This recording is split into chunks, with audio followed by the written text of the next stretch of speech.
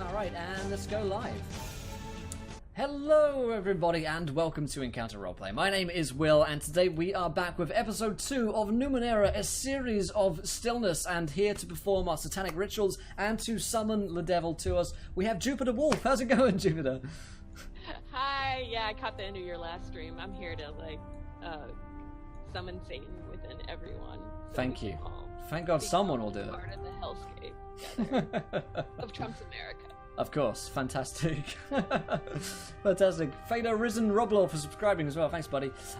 So we'll go around. We'll find out who we are, who we're playing. We'll remind ourselves of what happened last week on a series of Stillness as well. Let's start off with Rem. How's it going, Rem?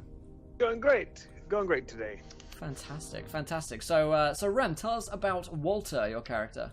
Yes, Walter. He is a young boy, about 11 years old, and he's tends to himself. He's kind of like a regular average kid, but the true weird thing about him is Faust, the macrocosmic being that lives within his brain and that has telepathic powers. So Walter himself is fairly normal, but he totes around kind of like a little festering nuclear bomb that who knows what it's going to do. Little festering nuclear bomb. That's what your mum called you. Yeah. Beautiful. Yep. Fantastic. We've got Jamie back today. How's it going, Jamie? It's going good. I am very tired because the lift is broken in my building and I live on the 7th floor. That's fun. Oh, God. Jamie, please get on my level. Yeah, I'm not going to even attempt that. But yeah, I'm Jamie. I'm playing Sykes, the rugged glaive who howls at the moon. And he's a very good conversationalist and he's always, like, clutching a fight and does so much. Doesn't get beaten through the hull of a ship at all. Yeah, right. Definitely doesn't happen. Definitely not. Never. Not even once. Not even once. We have got Mikey back today. How's it going, Mikey?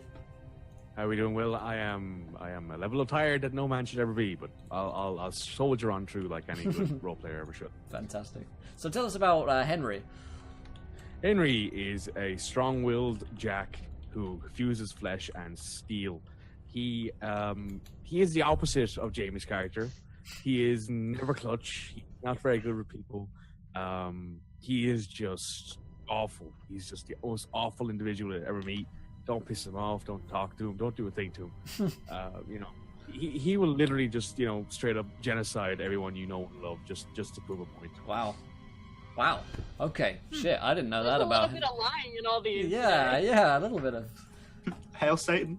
A little bit of fake news. I am not playing that character. I will be playing Leviticus tonight. Lev is So you're playing Satan. Yeah, playing Satan tonight. He'll be the kind of tinkerer of the party. Tries to look after the boy Walter. Still trying to find Leviticus's voice, I think. But I know that he's trying to be a good guy. He's trying to be a good guy amongst all this terribleness. He also gets frequently slapped around by plenty of tentacles. And he's just trying. He can also defy gravity, and he's got some kind of power over that, which will soon be discovered as well.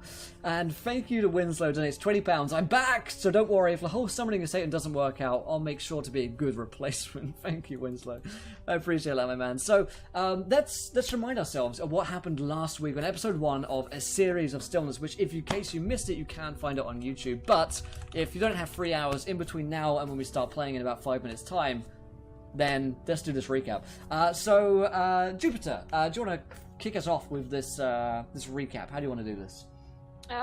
First of all, really quick, that Numenera is a D20 game that is set 1 billion years in the future, and it's a science fantasy game. So think Dune and Star Wars. Star Wars is fantasy. Don't argue with me. I'll turn this car around. I will Jupiter will fight you in the street. I will turn this campaign around. And our characters found themselves on a boat that ran on a weird oil. And they were heading to this city called Nebelik to sell off some cargo. And this cargo, they all bought in with their last of their money, and it's kind of like their last-ditch effort to make some sort of, money out of it. They encountered a strange squid-like creature that was made out of metal, and fought it off of another ship that ship has to be experienced. Please go watch Yeah. the recap. And it was totally all Jamie's character's doing. No one else. Yeah. I believe Oh you. yeah. And when they arrived in Nebelik afterwards, they realized and they saw that the entire harbor and the outer harbor and the outer harbor just filled with ships. Nobody's leaving, nobody's going. All the cargo's stopped. Basically, the economy of this maritime economy, this harbor, has just been ground to a halt because certain Numenera aren't working. Yeah. And they went to sleep, and then they woke up and to this alarm that the docks where their ship and their cargo is seated at, the whole dock is on fire. And that's where we stand. Yeah. Shit. Everything's burning down, fam. Everything's going up in flames. Yeah, fantastic. So Someone's Satan, and it's just sort of happened. You know? yeah. When you let hail in the gate, everything tends to ignite for some reason. You know what I mean? Fantastic. So, this is episode 2 of a series of Stillness. If you want to interact with the game, you guys know the way how you can donate to affect the game, give players nat 1s, nat 20s, Wild Magic Surges, and a like. If you haven't followed, hit that follow button and join us. When we hit 20 followers, you guys get a viewer decision. You get to decide anything which happens next in the campaign. Could be a good thing. Most likely it's a bad thing, knowing you guys. Last time you threw a bizarre ship at us. Here's the tweet for you guys. 20 retweets, another viewer decision, and 1 new subscriber or patron onto Patreon, and we'll get more viewer decisions going. So sit back, relax, and let's dive into a series of Stillness. Okay, we have some other wild magic surges that have affected the party. In that, Yes. there are some lingering effects, but the big effect is that Walter actually in the middle of the night does not wake up in the same spot as everybody else. And this was a donation change for Wild Magic Surge. So thank you for having me to rewrite a whole bunch of campaign for that. Thank you, guys. Keep you on your toes. Yes. Wherever you were the best. You are the best. Yes. So I think I'm going to deal with that in a little bit. Actually, we'll start with that, and then we'll go back to everybody else who are waking up in the normal area. Okay. Because I just want to make sure that you have something to do while, Rem, for a little while. Okay. Okay, so there should be a change on the screen. Oh. Ooh. Ooh, yeah. Pull the screen. Let me see it. Yeah. Okay. So the first picture I didn't paint, but these other ones I have painted Ooh. Oh. very quickly Hang on. yesterday. Okay, I have commissions to do. All right. So this is where you wake up. Okay. Do I see this? Is this? I'm seeing the town at the moment. Yeah, like town with like the parts sticking out the side. Yeah, Okay. yeah. That's awesome. I forgot to pull you guys over. You should. Ah, There you pull go. me over. That'll Oh, work. nice. Okay. I'm gonna have to pull you over him. Pull me I'm over. so sorry. Pull this car over. Let me just pull you over real quick. Mm-hmm. Oh, nice. You did this? Wow. Yeah. That Yeah, is it's pretty. so quick though. Yesterday, I had. Ah, very shit. pretty. Oh yeah. Hang on. nah. Yeah, Did you humble summon brag. Satan already and ask for like this demonic talent to Uh-huh. do that quickly? Yeah. Did you summon him ahead of You time? already sold your soul to Satan for artistic talent. Of course, this is how Of we course, do yeah. it. I mean, you wouldn't be the first one at the very least. No, not of course. I gotta actually zoom out a little bit so I can see you guys. A Okay. resplendent So, offering. Walter, you went to sleep in a cot in Thank this you, kind of Winslow. side room of a bathhouse deep within Nebelik, which is, I want to remind our viewers, is a cliff city. Basically, most of the city is built into the cliff. It has been carved into it. And they have lots of bathhouses, and you went to sleep after this. But you wake up in some place totally different. Mm. You are seated on this kind of love seat-sized throne of iridescent glass. It's padded with shimmering white silken pillows that are betasseled with like the softest of flowing threads. It feels like soft waters brushing through your fingers. And the throne sits on this wide dais. And the hall is softly lit by low chandeliers, wrought of cloudy glass. The lights are blue glows and from tiny blue glass spheres. The columns lining the side of the nave seem like the ceiling poured down to the floor in like streams of hot glass, and they pooled on the bottom. And 4 banners of red, white, and blue. I swear to God, it's not just because I'm American. There's a reason. America. Hang from these columns. Is it France? It also could be France. Okay. Or Russia. I think that's Russian colors. Okay. So that is where you're going to wake up. Okay. Because our wild magic surge was that the next day, you wake up seated in the throne of the nearest king. Mm-hmm. Walter is, he's going to probably like stretch out, feel like how comfy it is, and not quite wake up immediately, but then do one of those, like, this isn't the really shitty cot I went to sleep in, and wakes up, sees everything. Holy crap. I'm not supposed to be here, and I'm too young to drink, so I know I didn't party too hard last night. If there is a drinking age in this universe, probably not. So Walter, in his desire to survive, and because he thinks he's in danger, he's going to hop behind the sofa and wait there for a little bit. Okay. Yeah, this sofa basically is actually like iridescent glass. It's just shaped and wide enough to be like a love seat size. So it's a little wider than the chair. So you're going to hop behind there. Yeah. Okay. All right. We'll go back to everybody while you think about what the Okay. hell you're Oh, going shit. to do. All right. So everybody else is waking up in Nebulic itself inside the actual bathhouse. In the bathhouse Turkish thing, It's like a Turkish thing. The room you're in, it has multiple cots, so it's because that's how cheap you guys got away with that. I realized later, I'm like, dang, that was cheap. And you all I'm probably fine with sharing. I'm probably used to it. yeah, it's probably fine. And you hear screams and yelling outside. Well, I immediately get up and get dressed. Yeah, I'm gonna jump up and what's the noise? What's all that? And the caverns are the tunnels are nicely sculpted, so it's not too much echo, but you are in an enclosed cave-like space. It's, of course, these walls are carved to look like architecture, so it's not like this raw wall of rock. It strangely looks like just a stone, house made of stone. But you get up, in another room is where the baths you were in before. I remember these A resplendent great offering. bathhouses. For some reason, they're Winslow, man. obsessed with bathhouses. Thank you. And are you guys going out to check out the noise? Absolutely. Yeah. I'm 100% definitely. sure that in this moment in time, like I just like his guardsman instincts have kicked in. He's like, help the people, do it now. Okay, so you go out, and people are outside of the front door of the bathhouse, and leads to a larger 2-story tall tunnel that's quite wide, about 15 feet wide. And there are people running in one direction, and they're yelling fire, and they're looking really distraught.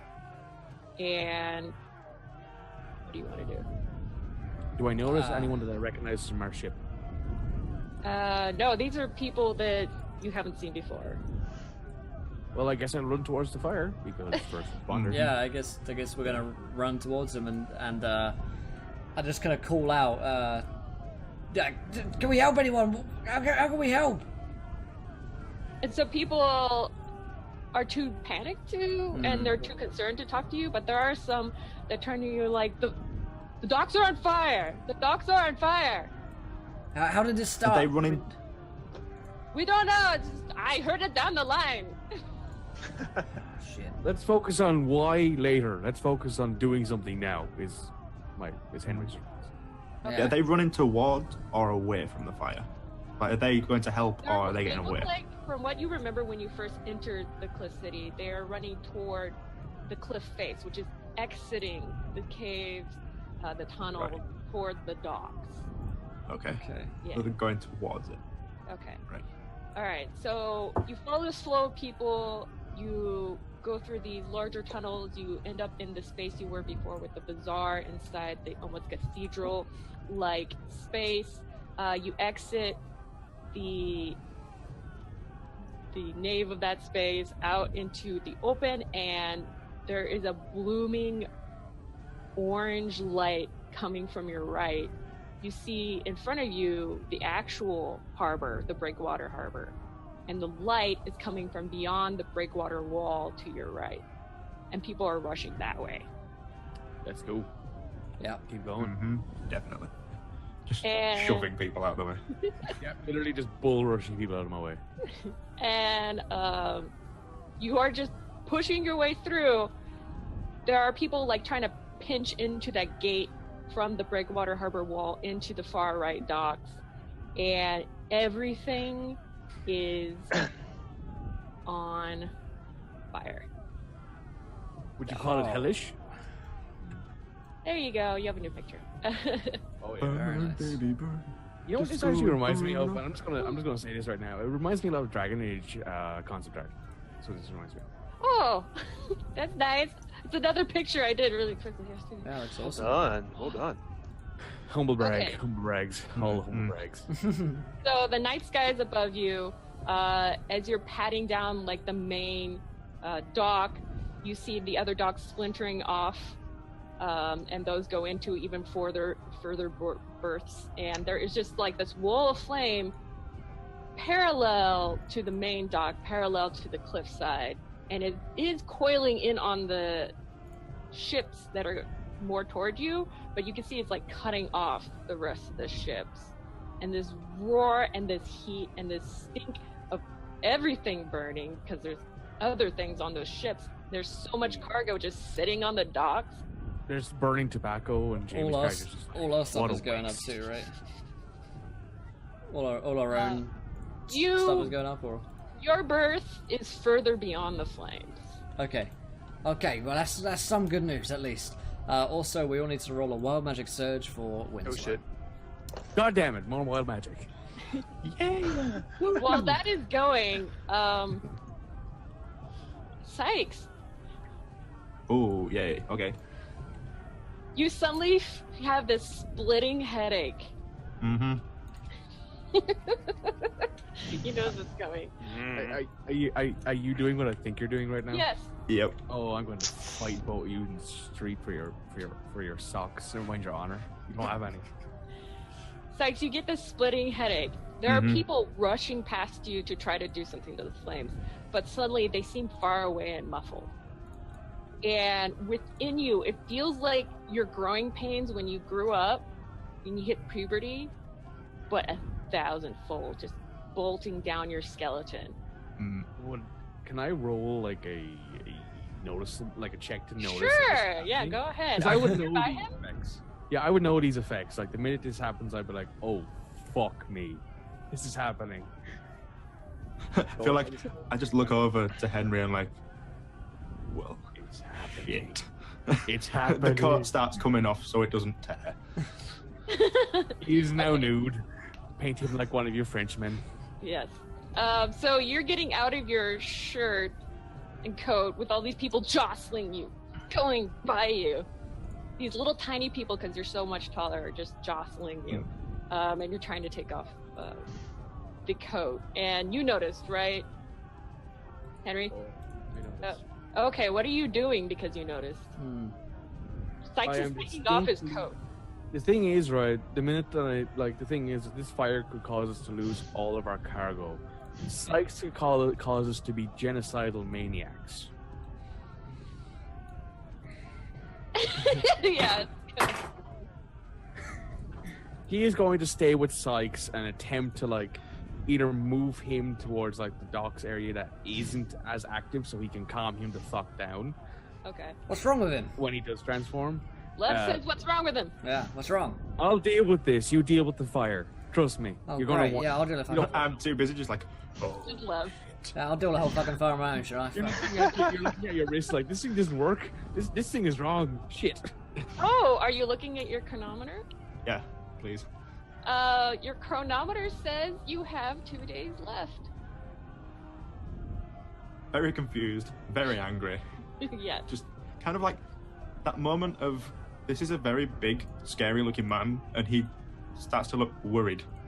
That's Very- not something you want to see on a very big, scary looking man. And Henry, you notice that he's looking at his chronometer and he just looks worried. Like I'm just like, let's just fucking deal with this, and I'm trying to get him as far away from the populace as possible. Sykes, or you're somewhere- suddenly your forearms and your metacarpal just lengthen with a shot of pain. I'm just dragging him as fast as I can. You can see on his back, Henry, his skin is starting to split open, revealing I a recognize white. this all too much, and Henry's a white face is face. just going from calm and like rock solid and steady. He's going to straight up panic mode. Like, this dude needs to get the fuck out of here so I can calm him down and stop him from murdering people in the street.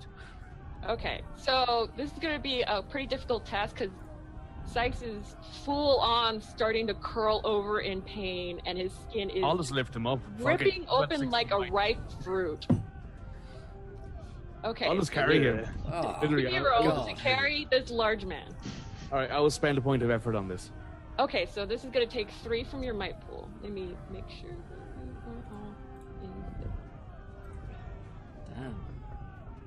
damn. And I rolled a 5, so I probably failed. Give me 1 second. I am so sorry. Sydney's the nice £1. Rem is dead because he's a bitch. Thanks, Sydney. Thanks, Sid. You're the best. Rip, come back as Satan. And you Come back as a rolled demon. sorry. Let me get into the actual chat here.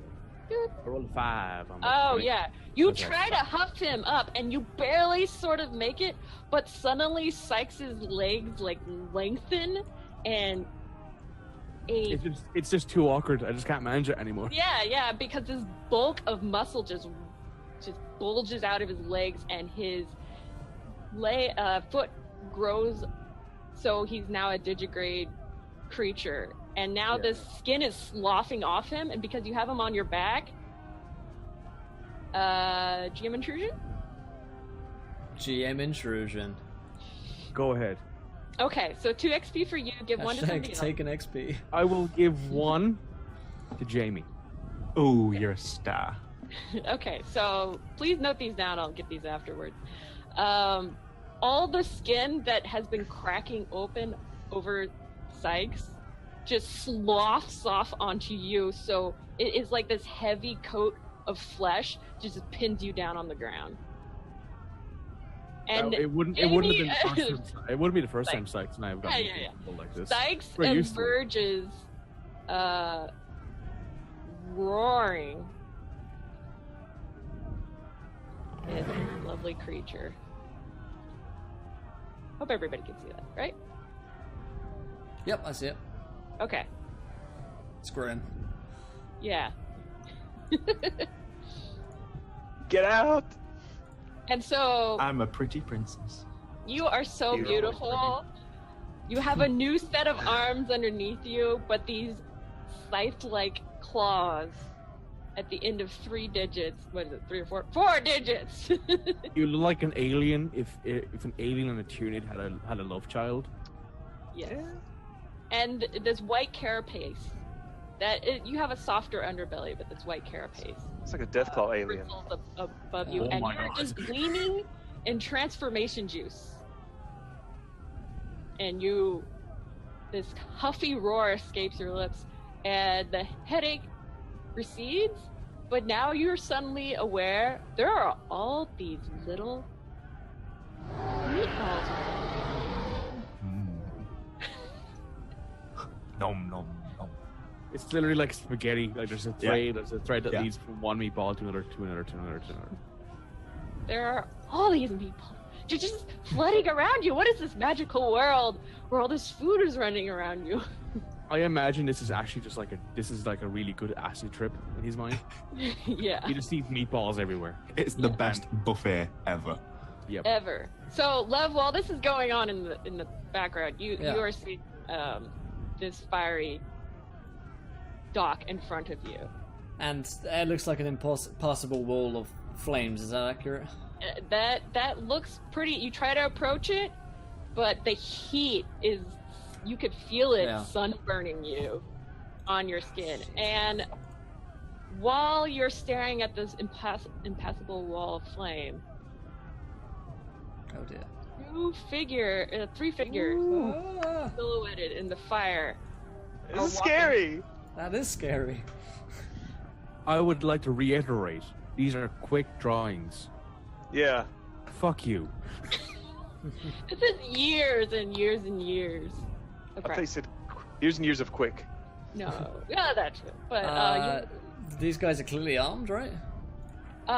from what you could tell in the silhouettes in the fire, they're getting more distinct as they're walking towards you out of the flame, and it looks like they're armed. I'm gonna first of all gonna unban Ren. Cindy banned me from chat. There you go. First of all, I draw my my little yolk, quite a big yolk, I guess, of my spear with like the clawed top to it. I'm gonna shout to Henry and Sykes, guys, we got trouble up front. 12 o'clock. Just hear very muffled. I got problems with my own back here. Yeah, and They're then screaming. The roar of the fire is really loud. They are kind of right behind you, but like at the end of the dock junction. Am I within calling out range?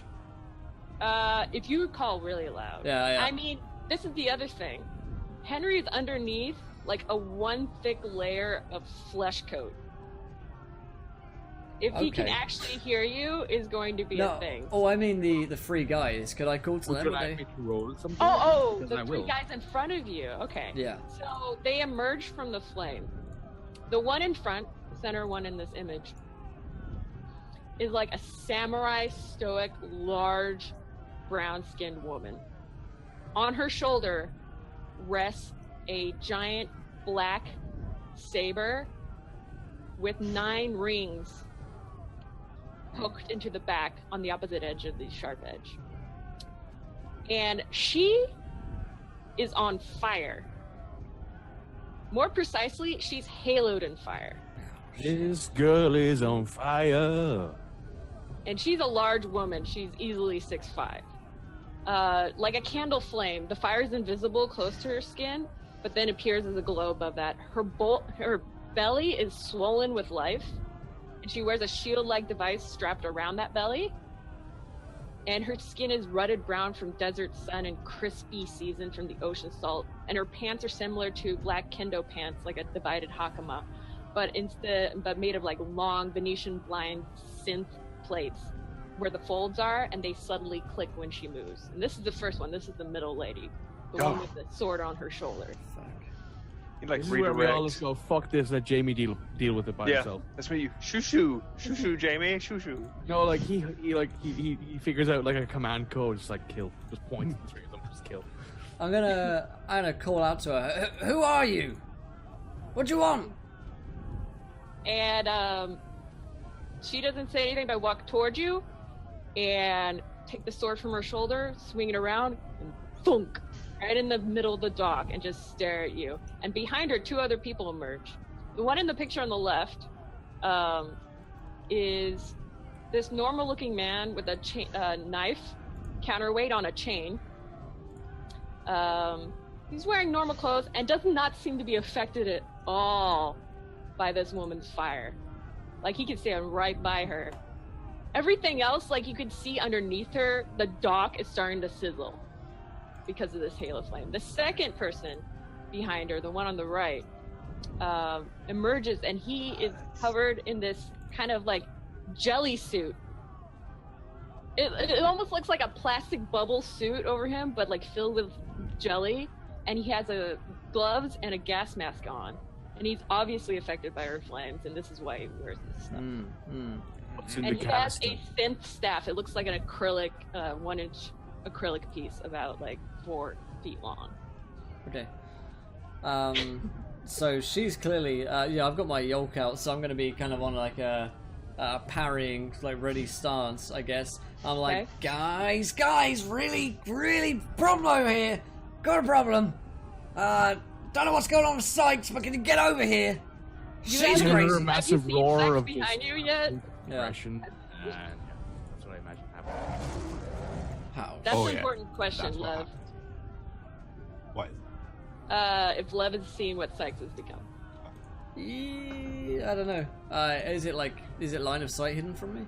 It's behind you. I'll look over my shoulder. Holy smokes. Okay. And then Sykes creature, just turns around. Good! I like that. Yeah. Just That's pretty good. opens the Pretty good. maw of like 4 teeth and it's wet and glistening inside. What I imagine, right, is there's 2 maws, like the exterior maw just has like 4 big claws, and then there's like really tiny, sharp teeth. The outside big one sounds like this. The inside one's like, "Right there, mate. How's it going?" Here's my little mouse. Yes. So that's what you see. I just have these massive flashbacks to all of these like Rainbow Six operators, because the minute you mentioned someone wearing a gas mask, I just went, "What's in the canister?" Because one of the operators now uses toxic gas. So. So Lev. She's in my face. I got a beast behind me. Just run. Lev's... Henry's nowhere to be seen, by Yeah, the way. you guys look know where to over be your shoulder, seen. Henry's just vanished. Pretty Where's much, the kid? yeah, pretty much everyone's abandoned me. So I'm gonna say, listen, lady, I got no problem with you. You're I get it. You started this fire probably, and that. Can you? Is it alright if I'm gonna. Alright, and I'm gonna start stepping backwards. Just like slowly walking away. Until I feel safe to turn. I'm out. Yeah, Okay, Sykes. Yeah. This little delicious meatball is backing into your face. Now we have another character who's going to defuse Flesh and Steel to be able to walk again. Yeah. Well, isn't it? Yeah. Henry, do you want to roll to get the skin cloak off of you? Please and thank you. Yes, go ahead. I will spend It will another be a point of effort level- on this. It will be a level 2 task. Oh, God, Ooh, that's too dangerous for him. 19. You Barely. not He's like, only no. burst the Bench skin press off. it There we off. go. But no, fuck you. I'm done. I'm done being a little baby bitch. All right, so you fling the skin off of you. It hits the deck near you with a slurp, Yeah. and you emerge, and you're right behind Sykes because it's a 19. I'll give you a free action too. He starts humming. Okay. He starts humming a tune that Sykes immediately recognizes. If he can hear it, it's just... Okay. Would you So roll something for this? See how well. yeah, they never say in the book how this works. Sure, I'll roll something. And would you say this is int based? Perchance? Yes, it will be. Can I spend my point of edge in this, please? It will automatically be put in there. You mean Yeah, effort? Yeah. Okay, effort. Okay, so that'll take your Oh, actually, I gotta change this to 14. Your int down from 15 To 12. to 12. No problem at all. I will spend that. And I will now roll my d20. Whenever you're ready. All right. It's a 3. Wow, you start humming, but it's so loud. The fire, the screaming. There's people now like, what is this creature? And they're running away, and it's distracting Sykes. Yeah, So you have a meatball in front of you. All the other meatballs are running away. I think Then I'm you in have the that same one camp. meatball that you don't anymore. I'm Can gonna I be also see the running away. spicy meatballs? The spicy meatballs. The The ones spicy- that are further on the docks in front of the wall of fire. Yes, you can. So I've got some running away from me and one close in front and then a few more in front. Yeah, because that's Lev, and then the 3 other people in front of. Right. But yeah, Wait, my wait, attention will wait. stay forwards as opposed to the runners. Okay, so we're gonna give me a roll. I'll give you so a D4, and I'll assign Lev. What number do you want? Will, what number do you want? Oh, sorry. 3. 3's more like a number. 3. 3's less like a 3. You attack him. number. Okay, right. Good. You don't Oh, dear. attack him. So you're going to attack the man on the left with the knife at the end on the end of the chain. Okay, cool. So let's really quick roll initiative for you. So just roll me a d20. Should we all roll initiative since I'll probably be. I don't know if you're gonna join the fight. Would 16? you argue it's Yep. important enough though? Because I'm trying to calm him down from killing everybody that I know. Well, if you're gonna try to calm in and he's in the fight, go ahead and roll initiative. Yeah. Yeah, because it takes 3 rounds, so I imagine Yeah. being part Yeah, of I'd the have to round. focus on it, Yeah. and I have to actually get it right the first time as well. Is the thing. Okay. That's 11. Oh, Alright, now you try and calm him down. Great. No, you don't know what he's doing. He stands there, does something, and then Sykes goes to attack this dude. That's it. Okay. I am writing down the initiative order right now. And Lev, did you want to get in the fight yet, or are we not rolling? If he's joining in, I'll roll in. Yeah. I'll Okay. roll to 20. I mean, we're also all armed as well. so Oh, we can I always just start. rolled a 1. Rolled a 1. I'm not armed. Yeah, Lev, you're gonna really quickly, Ow, like, are so startled No. by this movement forward by Sykes, you're gonna fall on your ass. Ow. Yep. I'm running aground. Yeah. It is Henry's turn. Nice. Because you roll. Wait. No, you rolled higher. Sorry. It is Sykes' turn first. Because Sykes Mm-hmm. is going to rush Henry forward. doesn't mind letting you murder these 3 people, then you calm down. Oh, tactical. really? Is that what's gonna happen? You're not He's even going sure. to be tactical about this. He's going to try and help you murder these 3 meatballs, and while you're busy eating, try and calm you down. Okay. Yeah, I mean, let me eat. You know, just I'm hungry in this film. Very hungry in this film. You need your beauty meal, you know? Yeah, that is very true. Okay. So we are. Let me get your House of the Moon focus up one more time. You're not you when you're hungry. Eat a Snickers. And a Snickers. It's one of He's a those 3. civilian, yeah. Eat someone. You get 8 to your my pool when you're in this form. Let me get your stats a little changed here for you. 8 to your might pool. 2 to your edge. Oh wait, 1 to your edge. Sorry. Yeah, Let's so it not go becomes a crazy. 2. Let's No, it do not becomes go- 2 now. 2 to your speed pool. So now you're at 12. You do And fantastic. 1 to your speed edge. Yep. All right, because you're speedier and stronger, but you can't spend any intellect points in this form. Except for changing back. Yeah, unless I'm trying to force myself to change back. Yes. I think. Okay. So, what would you like to do as you rush forward toward this figure? I'm hungry. I need to eat it. I must Okay. consume. So, are you gonna bite By it the horde. or grab it with one? I'll give it a grab first, so that Okay. it can't get away when I want to bite it. All right. I'm gonna put your little piercing back in here. It's like, I like it. this meat is a bit light. Maybe I should go with something else. Yeah. Let's get your guy back up here. I like it raw, but I'll try it scorched. Tried medium rare. Yes. Flash in the pan. Just flip it on his face, turn it over again, eat it. Good job. Okay. like standing in the midst of the fire. Roll for me.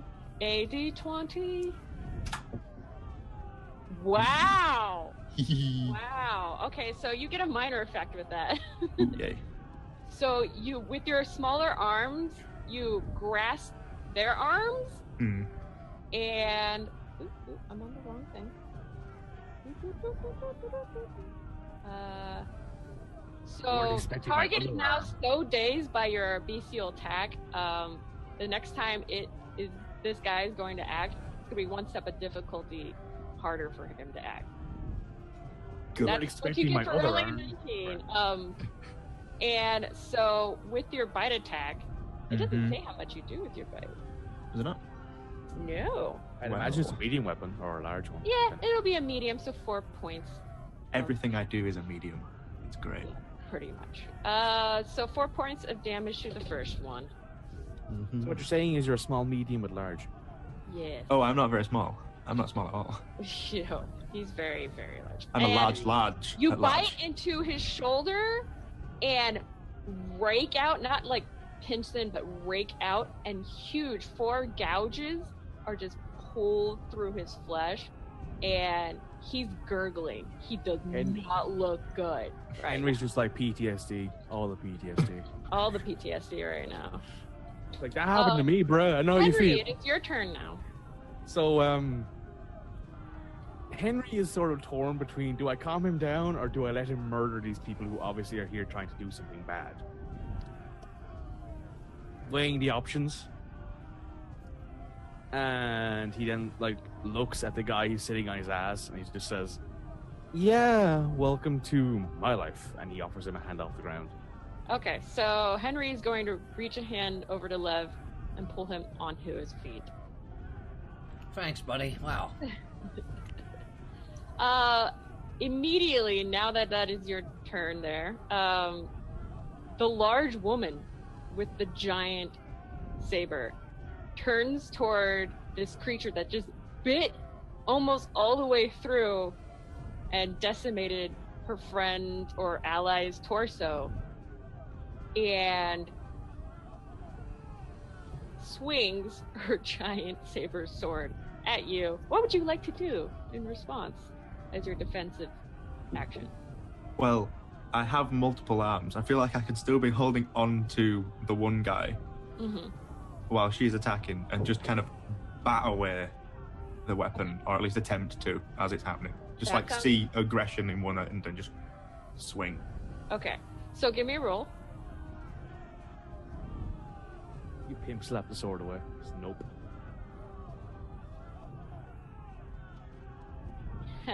Probably not with that.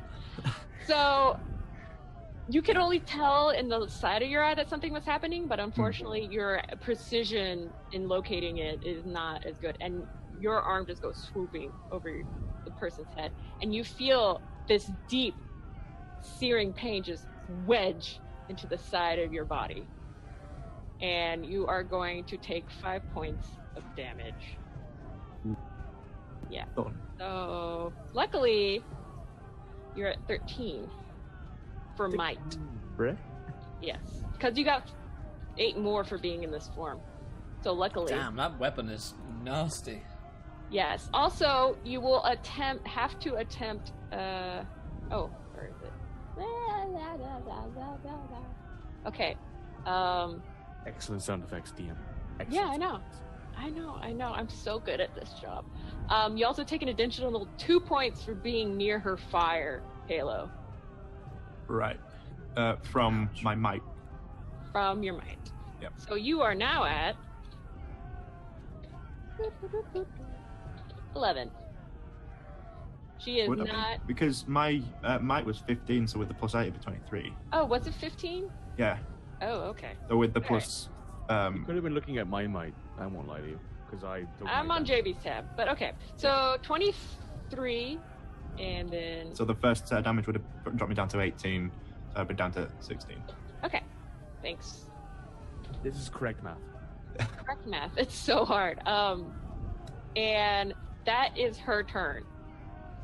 At this point, the one that you have in your jaws, or ripped through already, is too stunned to do anything. That's what you get for rolling the 19.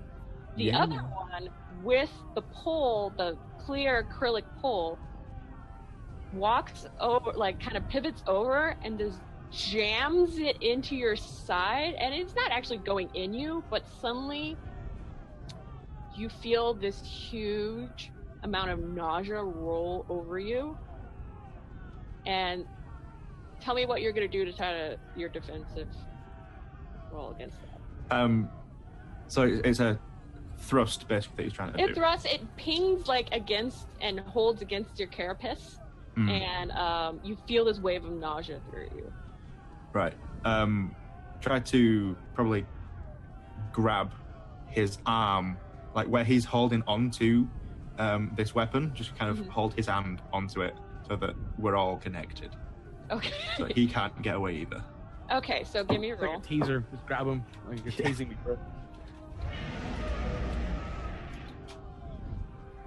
Oh, very good. So you grab his arm, and it disconnects before this wave of nausea gets too much for you. And so you have, is this with one of your tiny hands or one of your big arms? I imagine I'm holding onto the other guy with the tiny ones, so this is probably one of the big ones. Okay, so your right one that missed the larger woman keeps on swinging and grabs that guy. So it's like your right arm. It's not by accident, it just happened to be there. It's like, oh, shit, it worked. Lev, it's your turn. Right, oh, what the hell is this thing? I'm gonna hit That's what Sykes is on a bad day. I'm gonna hit her with a yelk, the woman of the flame sword. Okay. If possible.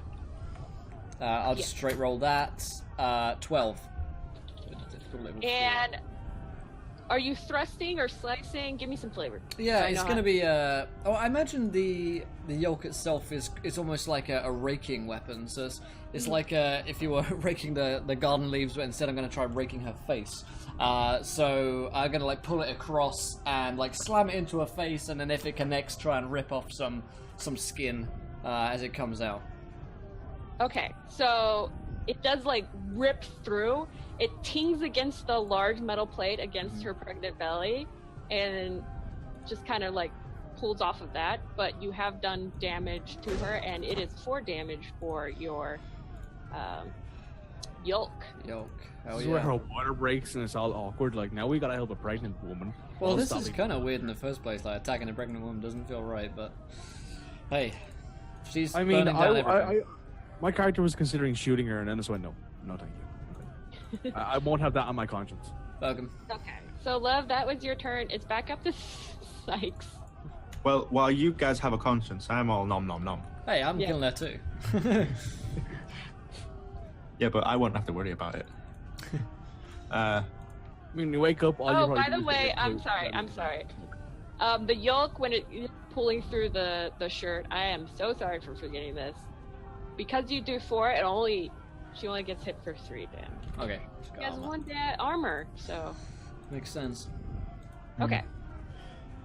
Okay. Am I still holding on to the others? Yes. So right now, you are, according to the picture, the guy on the left there. You're holding on to him, and he's to the right, to the left of the woman in the middle. So you're holding on to him with your little arms. His arms, his forearms. Yeah. Or upper arms.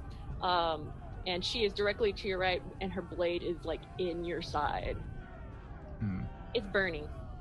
Yeah, I'm gonna try and back out of the fire because I can deal with people, but obviously the fire is something that even an animal would back away from fire. I agree Through with the that. fire or the flames we carry on. Okay, Jamie? That's the response. I love that you have a little roar jar. Yeah, but it's not a jar; it's phobia. It's a But- mug. Yeah. So yeah, try to pull them with me as I get out of the fire, and if at all possible, try to bite one of them as I go. Okay, so you you're critically fail on the attack roll, thanks to Winslow. God damn it! so no matter what, you critically So fail. now 1. So tell me how you fail at this. Well, the dock's on fire. Yes. I imagine I'm quite heavy. Yes. So the ground underfoot is probably not the most stable of things. So as I'm trying to pull out, my foot could probably go through one of the boards, and instead of walking backwards, I'd stumble backwards and probably release at least one, maybe both, but I'd rather not let go of both. But it was a 1. I'll play by the rules. I'll say that you have let go of both, and your foot, one of your feet, is through the dock boards right now. Okay. L'Oreal, because I'm pinned. You're mostly there. I mean, you still have your tail, you have your other foot, you have 4 other arms. So I mean, yeah, crit fail. I mean, I'm Literally down got- 1 limb. you've literally got so many arms you could flex twice. Yeah. Yes. So it's Henry's turn now. So Henry's just watching this like, well, this is my life now. This is what I signed up for, apparently. Dealing with this shit and that shit and these people and a pregnant woman. Right. So Henry's just going to try and calm Sykes down. Like, he's not too worried about these 3 people. We can deal with them later. If we, like, Henry's going to try and appear like a reasonable human being. Because, you know, that's a thing, apparently. Mm-hmm. So he's going to, he's going to roll that int and attempt to hum the tune again for Sykes to see if he catches attention. Okay. I'm gonna say it. That's a 16. Yeah, so you catch Sykes in your ear, you hear something that seems, even though you just stumbled and your foot just went through the docks and you're very hungry, just like, maybe everything's okay? And like during like a part like of the hum that's meant to be like silent, Henry does say, because like I imagine since I rolled pretty high, I'm going to say, would you be okay with me just saying, let me handle him, stop attacking each other? Okay, so that's your first success on the hum. Now the large woman obviously since you stumbled backwards, her sword is free. And the person that may be closest to her because the attack is Lev. And she's going to swing her sword at you. What would you like to do in defense? Big flaming sword. I'm gonna try and duck underneath it. If she's coming in for my head, I'm gonna try and go for the Matrix move. Okay, so you're going to like do a very skillful acrobatic. Yeah, it's kind of like... Okay. Yep. All right, give me a roll. Not the face, that's the moneymaker, as the sword passes past. I have training in speed defense. Oh, okay.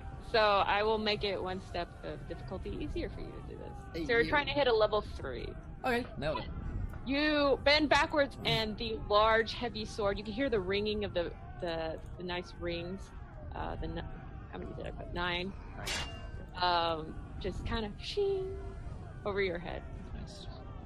Nice. Good job. She was off, somebody was here.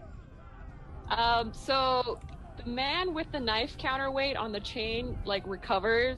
He is looking horrid and barely like able to maintain consciousness, and he sweeps out the chain to head for the creature that attacked him. What would you like to do, Sykes? Swat him into either... Yeah, swat him off of the dock, like this is into a the water. defense roll. Oh, defense. Yes. So you have to do something flavorful in a defensive manner. Okay.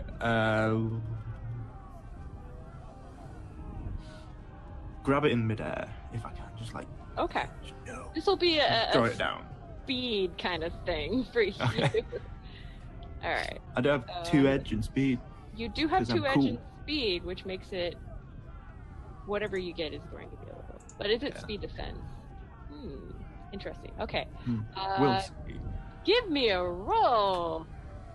50. Hey. So you snatch it in your claw hand, and he tries to pull it back, and it just hooks on the side of your palm. We can't get it all the way back yet, and it is jerking you a little, but you know he's quite weak compared to you. The other man in the jelly protective suit and the helmet now takes his acrylic staff, wings it away, flips it above his head, and then like tries to like tap it onto Lev, who's in front of him, right in front of the woman. So what would you like to do in defense, Lev? I'm gonna... I imagine like Lev isn't particularly acrobatic, but he's just like, oh god, and then whirling back when he sees Good job, though. one thing or another. So yeah, he's gonna like just jump away from the thing, completely like not well trained or anything, but he's just quite quick on his toes. And I get a critical success from Winslow. Hell yeah. Oh, okay. So if you get a crit success, let me bring up my little favorite cheat sheet. You get something extra special because if you hit like a nat 20, it is awesome. Oh god, where is it? You're so unhappy. Okay. You can immediately take a second action. Ooh. Okay. Even though it's your defensive, and you're coming up next in the initiative order anyways, so like this is an extra action on top of here. Nice. I still got Fire Sword Girl in front of me, and I got Pokey Dude in front of me as well. Yeah, a little to her right. Okay. I'll keep working on her, seeing as she's got the great big sword. Oh god! So I'm gonna smack her one with it if possible. Okay, go ahead and give me a roll. It's a 17, the perfect number. Oh, very nice. So you again go to rake across her, and it gouges into her skin and does 3 damage because 1 armor. Nice. And she's not looking so good. I'm gonna scream, "Stop fighting me!" as I hit her. She just looks, now there's emotion on her face, her samurai-like stoicness, and her eyes are like gleaming, like, okay then, we're going to do this. I guess it's time for Henry to give up being a gentleman, huh? It's not what I Well, wanted. Lev is actually has his actual real action now. Yeah. It's just my reaction. So I'm gonna Yeah. hit her again. You're making me do this, and I'm gonna hit her with the yoke once again. Like I imagine she's pressing towards me, and I'm kind of defensively attacking. I don't want to be like straight up trying to murder this woman. I rolled a 3. Okay. So, in hitting her once and then seeing those gleaming that facial expression change, it kind of made you a little wary. So your attack kind of swings by her. Yeah, it's that thing where like I don't actually want to kill her, and I realized that I could. You know? Yeah. Yeah. It is now Sykes' turn. Holding on to the other guy's weapon, can I try to pull him towards me? Yeah. What do you want to do if you successfully pull him towards you? I want to nom on his face. Okay, so give me a roll. See, what I was expecting was you're going to pull him towards you, headbutt him, and then nothing. I think I'll do the headbutt and the nom at the same time. Okay, so you have this knife that has a crook on it hooked onto your palm, and you yank it toward you, and this poor man who looks so tired, bleeding horribly, just comes flying perfectly toward your face. And you crunch down where on his body?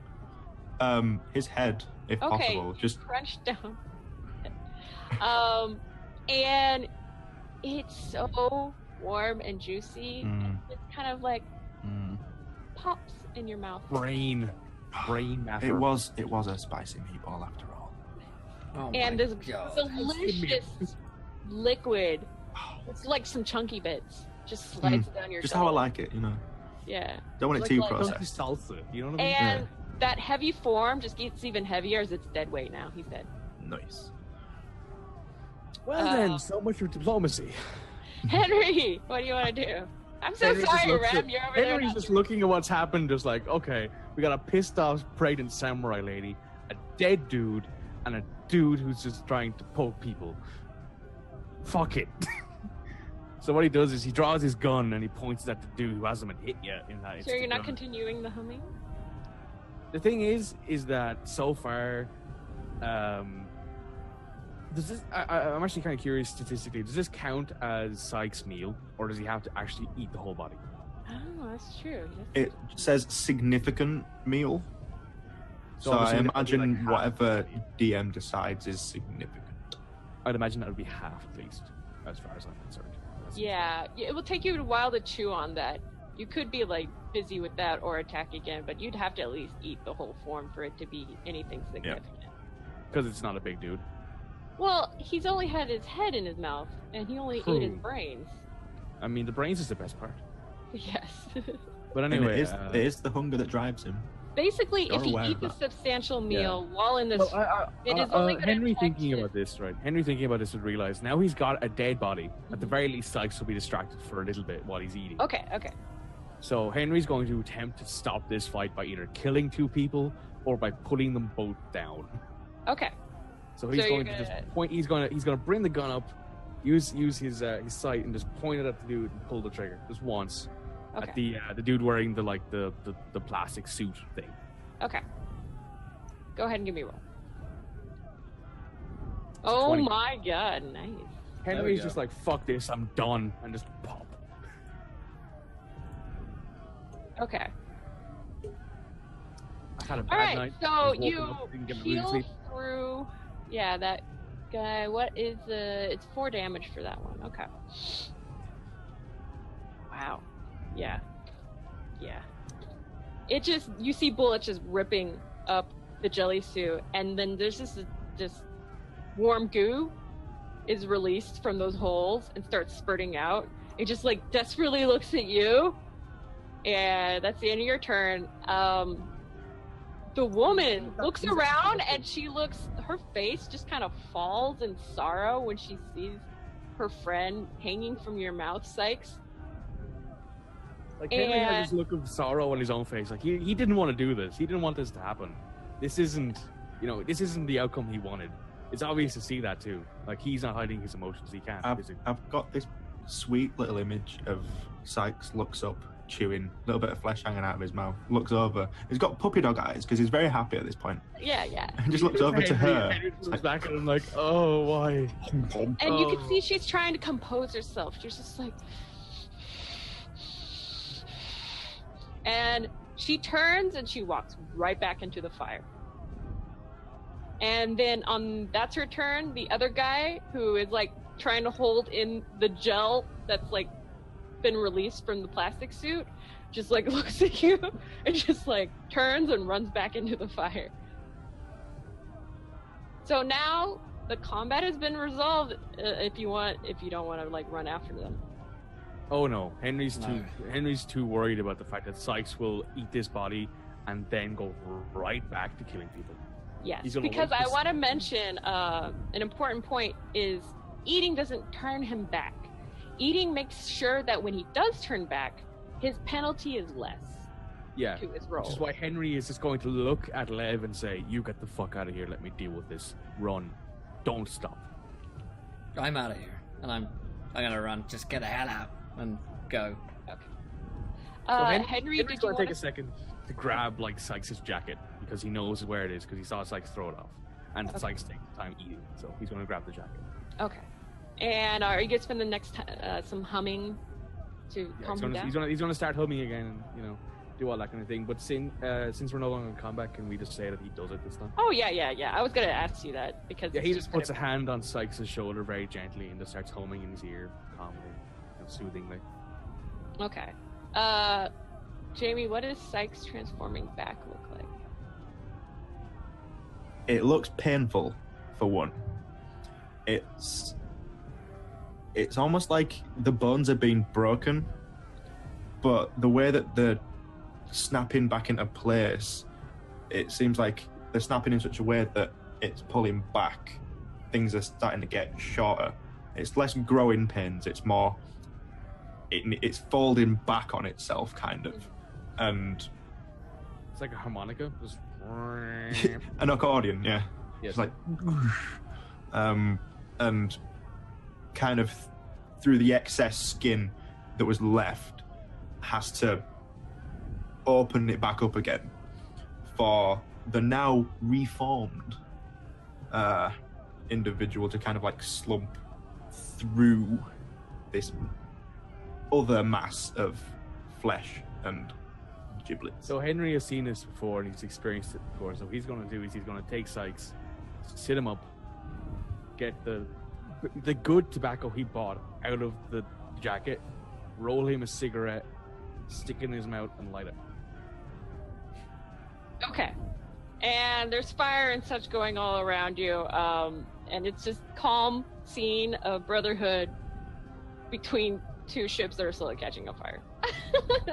I would like to move back to Rem because he's so alone. I just want to say that there's no such thing as being shipped harder than that moment right there.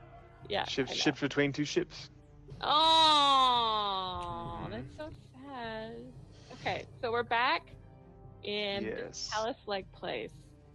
You're behind the throne. I'm sorry that took so long, but combat. Yeah. And yes, again, this is a larger hall that is dim lighting. And what would you like to do?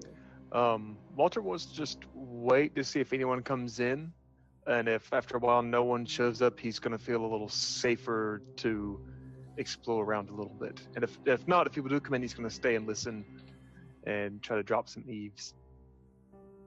Okay, so nobody enters. Okay, all right.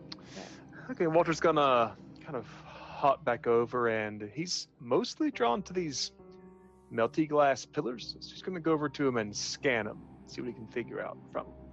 Okay. So scan is free for you, I think. Wait, no, it's two. It costs one. Yeah. Well, it costs two, but I can reduce it to one. Yeah, it's you can reduce it by one. Okay. So I'm just going to give this one. Since you slept, it's going to essentially be the thing. Okay. So you have 13 plus 1 anyway, so 14 minus 1. Yeah. Yeah, there's all these little modifiers that make you extra intellectual. So pillars seem to be, though they look like melted glass, they seem to be something else is mixed up in them. But it's mostly like melted sand glass. Okay. It seems like something else is mixed in them, possibly, as you can conjecture, to make them less brittle. Okay, so he's gonna then kind of look around and what do the entrances or exits or maybe any kind of side little closets, something like that he wants to look for. Well, as you can see behind, kind of to the left of the throne there, you have some portal-like... Oh, that's what it's are. Okay. Okay. All right. It's a little egg-shaped things. Yeah, the room doors are elaborately, and it's going to be this way for every room that you're looking at. There's elaborately framed with pearlescent shell. It's carved in sinuous patterns that call to mind like waves, tidal churn, wind-carved rocks. The doors themselves look like translucent synth with swirling soap patterns on them, puckering out slightly like a plastic pupper toy. Yeah. And then away from, like on the opposite end, far down the hall from the throne, is just a larger form of this. It looks like the main entrance. Okay, it looks like the main entrance. And Walter, the kid in him is starting to take hold. He doesn't quite want to escape. He wants to snoop because that's just how it goes. He's going to go to, let's say, the one right there, closest to the throne. Okay. And he just wants to maybe scan the door too to see if there's any weird things, like if it's going to suck him in and chew him up, but he doesn't know. This place is creepy. So the door, you automatically get the level for the place. Oh, by the way, the level for the column is like level 2. Or 3. Let's make it level 3. Oh, because you need to know the level of the column. In case of attacks. Yes. Or, it's hardness. The door is level 2. You get that when scanning. And it is made of it seems like it may have be alive, but not really smart. It's just it's kind of the way bacteria are alive. Okay. It's not gonna fucking communicate with you. It seems to okay. vibrate slightly in the way that the swirling soap patterns. Walter's he's not going to reach his hand in. Instead, he's going to... I still have my gear with me, right? My equipment? Yes. That wild magic search said nothing about your equipment going away. So. Okay, cool. He's going to take out his pry bar and just put it, wave it through the material. As your pry bar touches this surface, it opens like a slowly popping soap bubble. Oh, cool. It's like sphincters outward. Sphincters outward, yeah. And you can't see that part anymore, so it's just like a door frame. Okay. Walter is going to just step through and see what's in this other door, and apparently no one's in here, so he's not that supposedly nobody's in here, so he's just gonna walk right in. Okay, so it's dimmer in here. It looks like a relaxing room. There are many pillows and what is that face? I don't get that face. There are many pieces of furniture about. There is also a dent in the floor that is nice and deep. There are pillows stacked along it because there seems to be a bench around it. It looks like this is kind of like a small divot for people to walk into and just hang out. And there are a drinks cabinet on the wall, and it just looks like a place to relax. Walter's going to go up to the cabinets and look inside them. What you see are many elaborate, delicate-looking, and expensive glasses, jars, containers. From the ones that you can see through, it looks like liquids. Walter is going to... He said expensive, so... This whole place looks much like true. Never touched before. Walter is going to take just like a small one, maybe, and pop the top and take a sip. Just straight up a sip? Yeah, just... Okay. He's like, I didn't choose to be here. They can't tell me that I'm trespassing. Something put me here. Okay. Kid logic. Obviously, kid logic. It smells sweet. It tastes like pepper. Oh, so it's like But like pleasant pepper. You know, like Okay. it has a pepper like a taste. okay, Yeah. like that absolute like jalapeno kind of weird Yeah. stuff they got up there. Okay, Walter does not like that. He puts it up and thinks grown-ups are weird. He's going to keep an eye on this and see everything looks expensive, and he's going to then step out of that bubble Mhm. and look at the other bubble, but instead of using a crowbar to poke it, he's going to just like make it pop like that. Okay, so you will actually have to touch it to make it open. Okay, yeah, he touches it like that, Okay. like a kid would. Like a kid. Like I Yeah. don't want to really. Ah! And it slowly pops open with like the delicacy, silence, and evenness of a popping soap bubble. Okay. He steps inside and checks this room out. As you can see, this is an antechamber room. There is another door on the other side.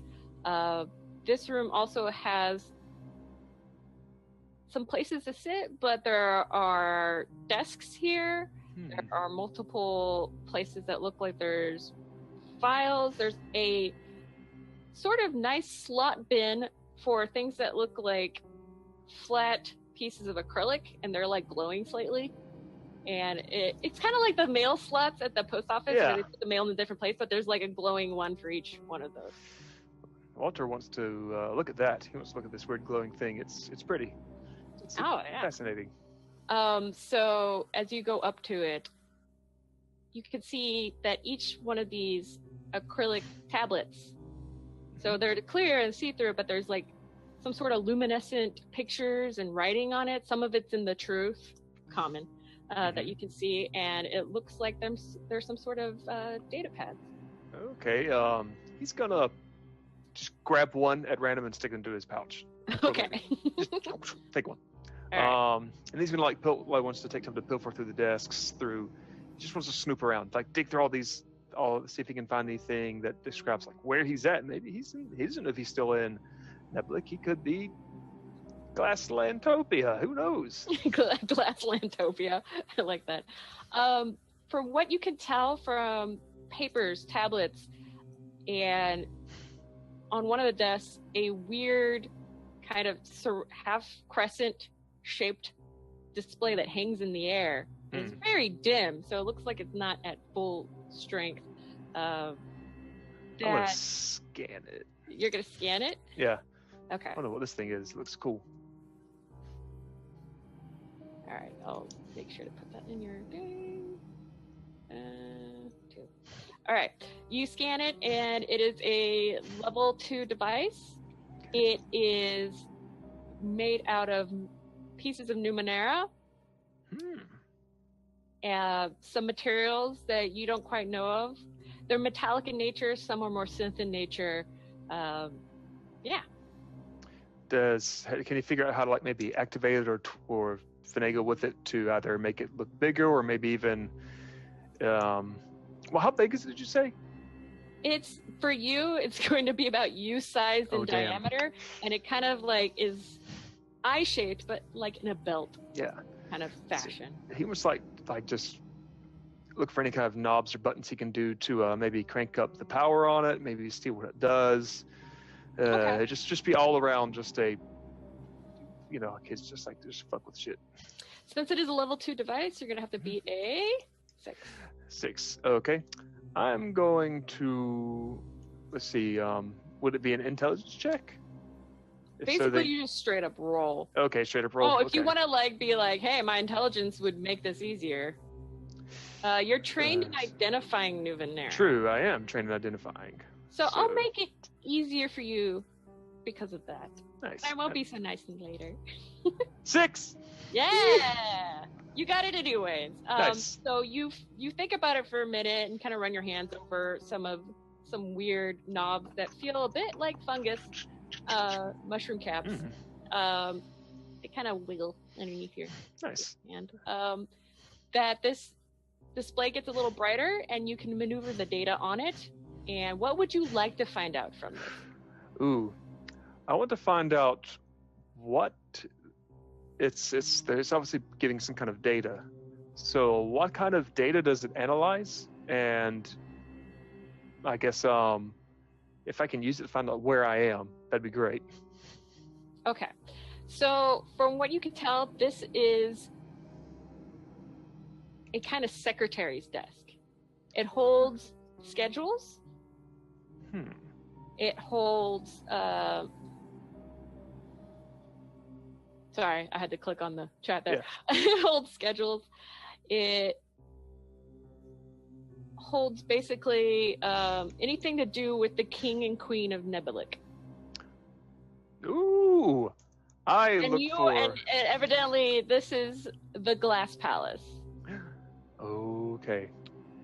Okay, so it's all starting to get into Walter's head now. He looks for anything then in this device about something to do with like the malfunctioning Numenera, if there's been a meeting to discuss it, or maybe even just where the king and queen might be at the moment.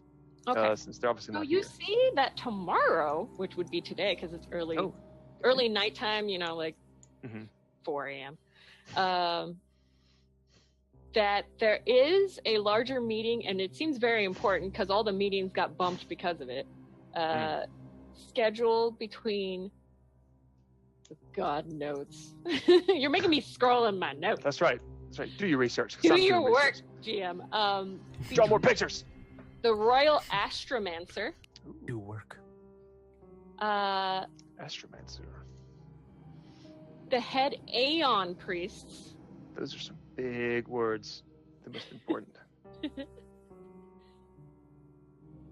And the Churn Lord and the King and Queen and their advisors. The Churn Lord? Like churning butter? Yeah. Okay. And when is that meeting? That would be tomorrow in the morning. So later on in the morning. Walter's plan will be to maybe come back in here and hide somewhere. If there's anywhere it looks like he can hide that like a small kid could tuck into. But for now, he wants to. He said there's another door at the end of the antechamber, so he's going to poke his head through that. He's going to poke the little bubble and watch. Yeah, and like just go. Boop. You can see a hallway. At the end of the hallway, you see junctions. They don't continue on, so it's like an H shape. Okay. And in one direction, you see a. Can't really tell because it's a little far away and it's dim. It's nighttime lighting. Someone who looks like a guard walking past, not towards you, but walks past that junction. You turn your head right and you see two figures walking towards you.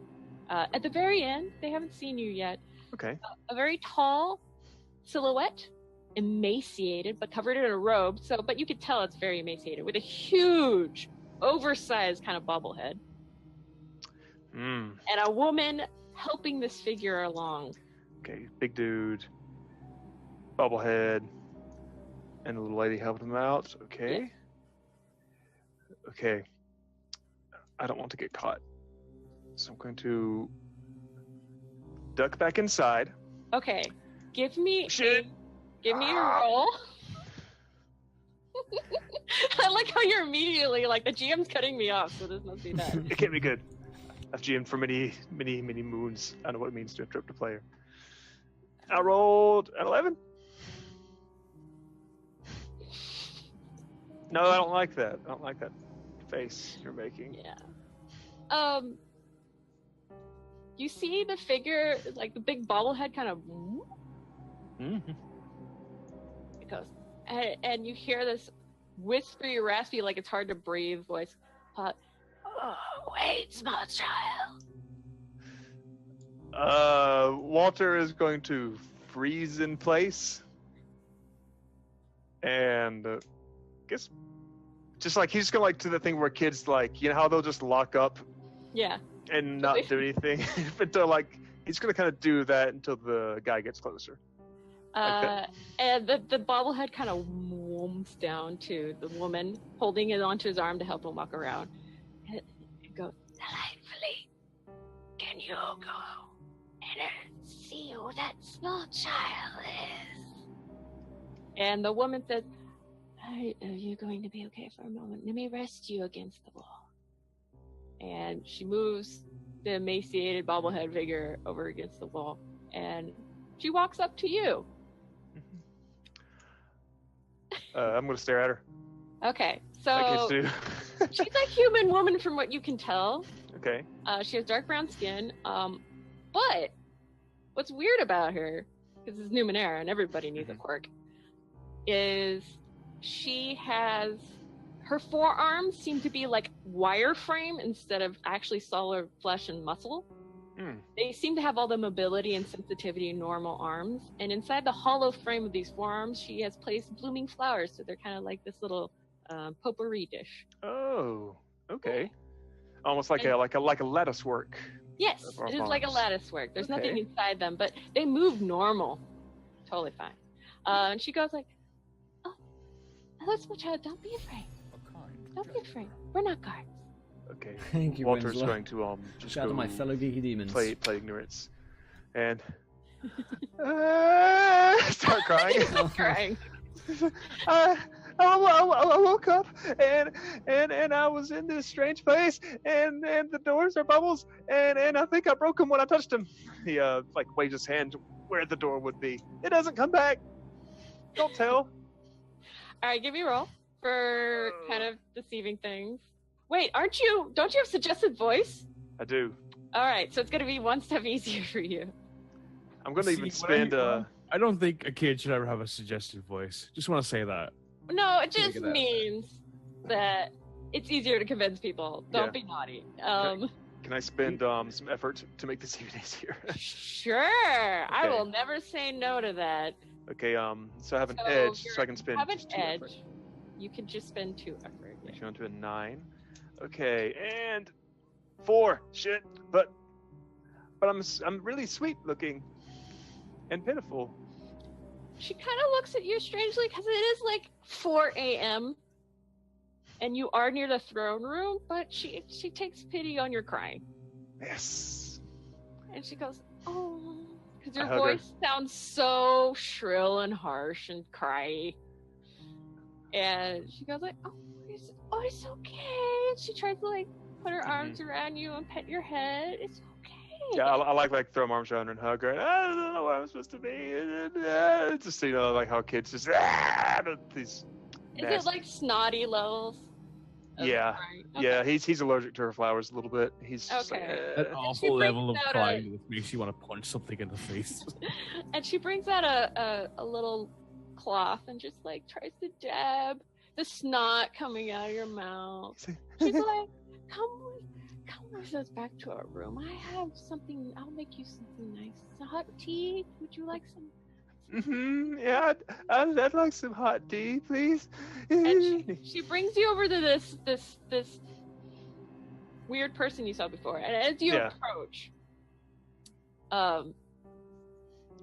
you see I- it's a very emaciated figure. It looks like when people haven't been working out, they've been sleeping in the bed the whole time, and your muscles aren't as good. Okay, yeah, he's like a little brittle off of aqua tea. Yeah, he has a huge swollen head though. It looks like Brainiac level. Damn. Yeah, and he has some stuff to like hold it a little easier on his like thinness. And this is a Vargellan. This is an extraterrestrial, as they call him in Numenera, a visitant. And has violet red skin, a fin on top of the head, huge bugulous eyes, which you can tell probably now that you come up close is how he noticed you. Okay, And 6 nostrils. of course. Better And- to smell me with. With he's wearing a very plain white tunic dress though, Mhm. or you don't know the gender. Like a little altar boy kind of thing. Yes, Okay. and he's, "Oh my dear little boy," and then the other lady who's just like holding you gently said, "Let's take him back to the room and get him something sweet to eat. Are we done with her? We can finish our walk around then." Walter's going to do that thing where kids just kind of like hides behind her Okay. and like refuses to like do anything that would put him closer, like unless she's in between him and the guy. Okay. He ain't, because he's just like, Yeah. I mean, even though he's been exposed to a lot more terrifying things, it's just a mix of keeping the ruse stuff and a little bit of truth. Okay. Are you going with them? Yeah, I'll go with them. I'll Okay. follow them through. While you are walking back to the rooms, let's cut really quick back to everybody else. It's I was been feeding Jamie a cigarette. Just fucking Yeah. smoke this. it's been about 10 minutes later. The fire spread. I'm assuming you guys move away from. Eventually, I'll Yeah. just shoulder him. Eventually, I'll Okay. shoulder him. Throw the Okay. throw the jacket over his shoulder. Some people are trying to get some sort of water system to get it down. You can tell this is going to take a while. You are at the point where the docks are right against the rock part, and people are swarming all around you, looking at Sykes really weird. Some of I'm them, ignoring him. Yeah, I'm standing between Yeah. Sykes and them, just making sure he's okay, because he literally got stabbed in the side with a giant sword. And what would you like to do at this point? Do you want to talk? Do you want to figure out what you want to do? Do you want to do an action? I'm gonna go find Levy. Okay. Yeah. He ran off. We never saw him. Lev, what did you go do? Told me to run off. I'm somewhere. Yeah, I know, but you didn't come Run! back. Run for your life. I'm, come I'm, back I'm away into from the thing. fire. I've gone into the city. Probably not far from here. So if they wanted to run and find me, they could probably find me. Yeah. Okay. What my suggestion would be to Silk would just be, let's just get the hell out of here, get you back to sleep, and we'll fix that shit in the morning. We're gonna have a lot to deal with in the morning, probably. Yeah. What the hell was that? Do you mind me asking? Lev, That's yeah, the this is the reason- first time you've seen this, and nobody told you about You this. just ate someone, and that's not Henry- normal. Henry just Oh. very slowly raises a drink to his mouth and just goes. Oh, by "That's the way, reason I remember since it." it wasn't a full meal, you have a -2 penalty Yeah. on rolls. Oh, Henry I'll- would have I'll let him figure eat that the out. body. Henry would have let him eat the whole body and then done it, because it would have just made less sense to leave the body there. Okay, if you're gonna say that, that means there's no evidence except for bloodstains, and you will have a full meal, which means you only get a -1 penalty to your rolls. Cool. Like Henry For understands 1 now. hour. It's only 1 dead hour. anyway. He's dead anyway, so just let Silk eat him and then move on with the situation. So Lev has come up to you like, huh? Go ahead. He just like points at his arm and his 2 legs that are metal, and then points at Silk and just goes, It's a "Now you long know what story. happened." It's a long story. It's a long story that involves a lot of alcohol. So how about instead of doing this here, we do it at a bar? Okay, let's get somewhere away from all the fire. Then we can talk about everything that happened. Where's the other one? We lost him. Yeah, you guys. Where the hell is Walter? I went looking for him. Did we leave him in the bathhouse? Did he not even... I mean, he could have slept through the thing. Kids tend to sleep pretty He heavy. could have done. Maybe he's ran off. I couldn't find him, but I'm sure he'll show I up. mean, I'm sure he'll show up eventually. I mean, worst comes to worst, we'll stick up a Lost Boy sign. It'll be fine. Yeah. Yeah, Anyway, let's let's go go- to a let's bar. go- Let's go to a let's- bar. Yeah, Yeah. I could do with something to get this taste out of my mouth. Henry's just like,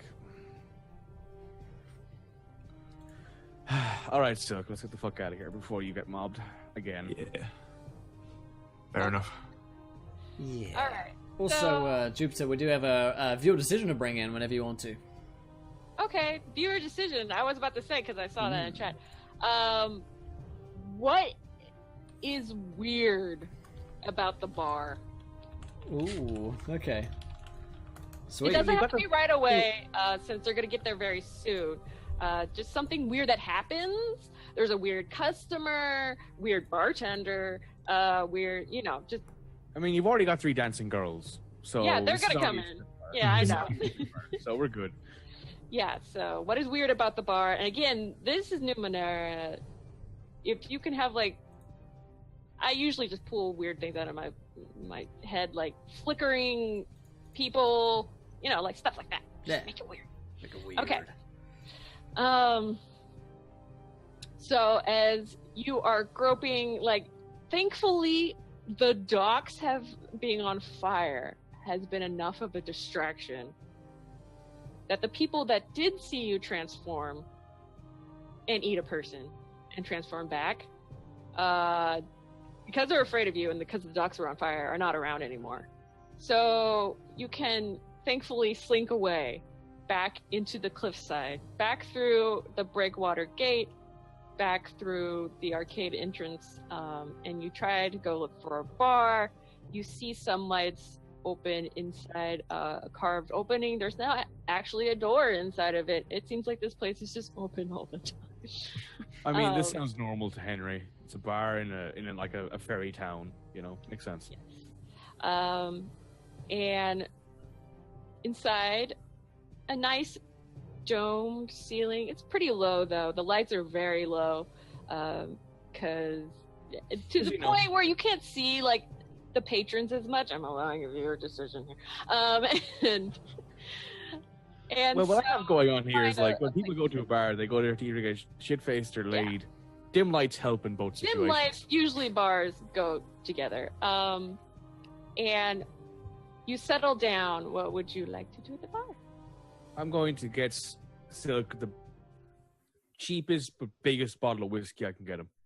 Okay. So whiskey doesn't exist in this universe, well, but I will give you something like that. So, yeah, the equivalent, because whiskey is what I go to immediately, you know. Okay. So what you get is... Oh, that's a better one. I'm having fun with my generators. It's the best thing ever. You get a semi-transparent blue liquid that swirls around on its own on the outside of the glass, so it never like comes in the middle. It's kind of like the centrifuge lab equipment. And there's a grape like hovering in the center, like a grape-like fruit hovering in the center. So yeah, he puts the bottle down in front of Silk after he pays for it. Yes, it smells somewhat like coffee. He just plops it down in the middle, and he like pours Silk like a really big drink, himself a really big drink, and then he pours the same for Vin, and he's for Vin, and he assumes that he can handle it. But if Vin can't handle it, it's his own fucking fault, and then he puts the bottle down. He leaves the bottle down in the middle of them. Okay, so for both those drinks, it's going to be 26 shins. Sure. Fine. All right. Fine. Minus it from your thingy, and I'll get all the XP and the shin amounts at the end. Yeah. So yeah, I sit down there and I look to Lev, because Lev is the one probably going to ask the questions here. While he's taking a sip of his Go drink. ahead. Yeah, this gives me a chance to read this. Well, you guys roleplay. Yeah, so I guess you've probably got some questions. So yeah, while that's happening, Henry's reaching into his pocket, pulling out that tobacco he used to roll the cigarette, handing it back to Silk. Oh, yeah. Yeah, so you guys start talking before I start asking. Right. So, well, yeah. You want me to start? No, I feel like I'll give this. I'll do this. Now, Thanks, Winslow. That's not normal by any stretch of the imagination. I'm sure you're aware. Yeah. It kind of happened a while ago. And it's why I'm not home anymore. It's why I'm not where I want to be. It's why I'm not around the people I want to be around. I mean, if you could think, I used to be quite a lovely guy. I used to be very nice. I used to be a wonderful person. And then, one day... Start eating people. Well, that didn't happen straight away. I used to be part of a group that helped protect the city that I'm from back home. We'd go out and we'd check out the surrounding areas. We'd find the Numenera that was dodgy. We'd find the creatures that wandered too far out. But there's some weird shit out there, man. Right. Okay. And one of these weird things, did that to me. And it won't stop doing that to me. But luckily enough, I have this little this little thing that tells me exactly when it's going to happen. But guess what? It was wrong this time. First time that happened. That's not fun. Right. So It's this a couple of happens- days off. This happens a lot, does it? Every so often, yeah. But I normally know exactly when. Now, A I resplendent feel like it's offering. got something to do with the dodgy Numenera. Thank you, Personally. Winslow. Because that shouldn't have happened. That Something should tells not have me happened. Something tells me it's a pretty decent guess, friend. But let me explain my side of the story here. Yeah. So, when I was younger, I used to be a guardsman. I was a pretty liked guy there, pretty high up in the ranks. And let's just say I had a partner. And she and I were pretty damn good at what we did. When I was bored or on my days off, we just explored the surrounding areas and, you know, find old crap. You know, we found a few ruins, some bunkers. It's where I found this, and he points at the gun he has. But one day, this gentleman turns up in town, and let's just say I wasn't in the best mental state at the time. And You were so drunk? I decided, no, I won't go into it because I don't feel like talking about it. And as he's saying that, he's tracing the roses design on his arm, his metal one, with his finger. Silk knows what this means. And let's just say I fought Silk in that form, and I lost.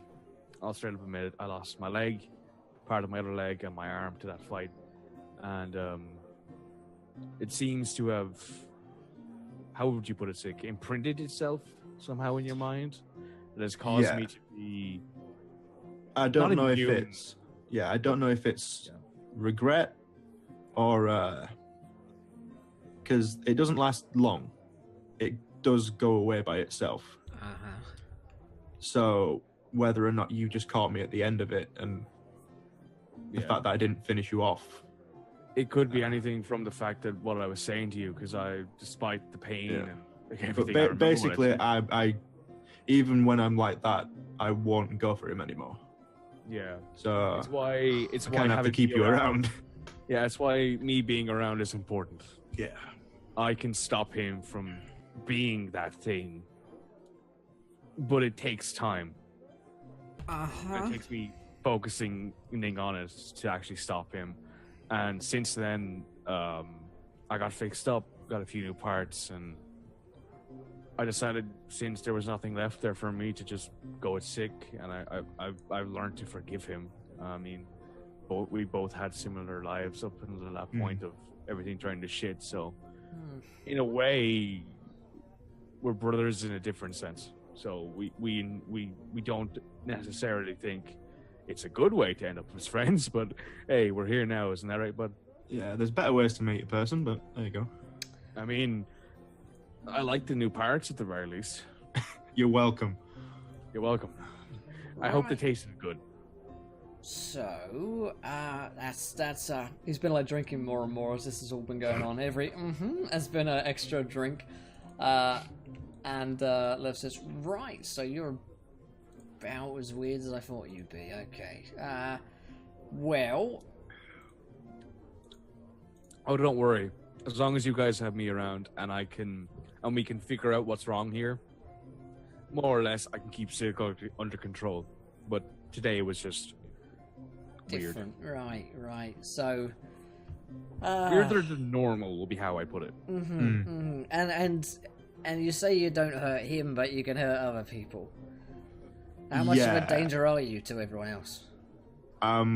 Did you not see what he did to that one dude? Imagine People him are doing people are that. food to that Yeah. guy, the other guy. Yeah. The way it kind of works. What about is the that, fucking kid we got?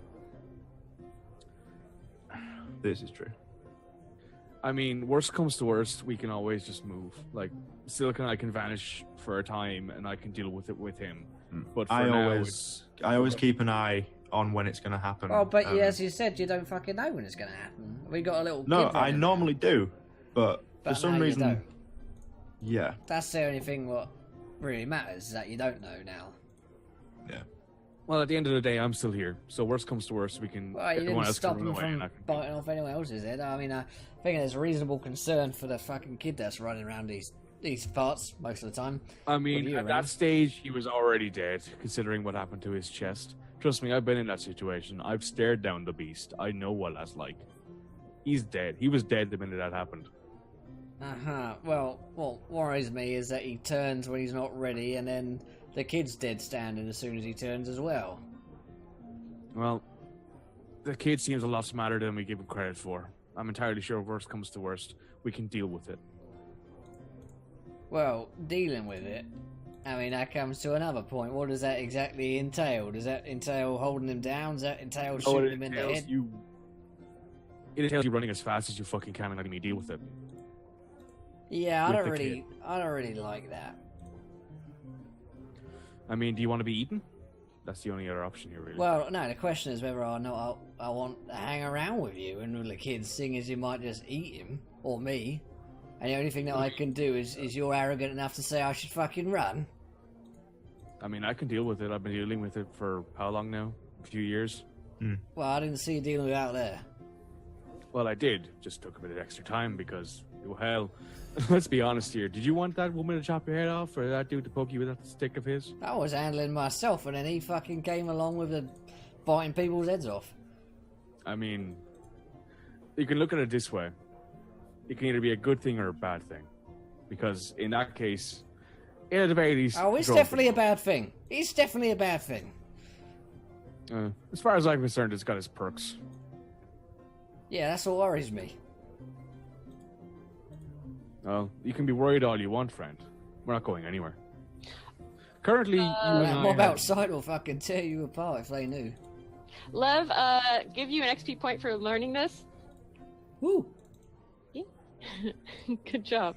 And for Walter, an XP point for learning earlier about the schedule and getting the machine going.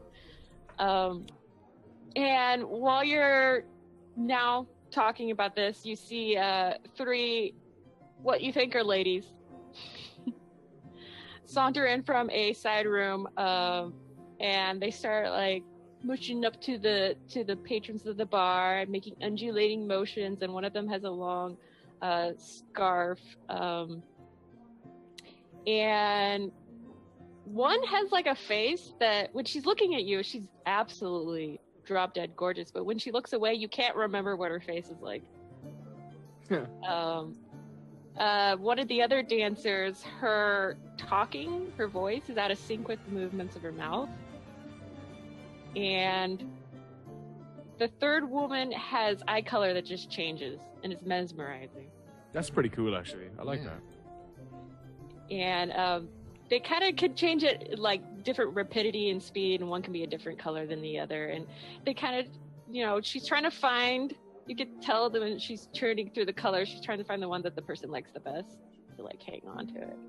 And they're a bit moochy. They're trying to sit in people's laps and like giggle and like obviously are doing Now, the thing is that if one of them does it to Henry, because he's a pretty good-looking dude, except for the fact course that he he's got a is. mechanical eye. He's got a mechanical eye, so if yeah, nothing's he has happening- a mechanical eye, yeah. Yeah, so one of them does try to do that. He just looks at her and says, "Look, sweetheart, sorry, but we're currently in the middle of a very serious conversation. If I I find think you she's later, looking at you. Was you? What did you say? What? Was she looking at you, or was that someone else? I'm pretty They're sure a she's not little looking at farther me. away from you at the moment. They're working through the tables to see who's What if actually. they come up to him? That's what he says. Oh, I love the idea Oh, that okay. Henry just assumes that they're looking at him. I mean, I like how he's like, they're at another table nearby, and Yeah, he just like, ladies, loudly says please. to them, "Please." I mean, I was assuming that they were already up to him. So let's be honest. No, here, I right? like this better. This is now canon.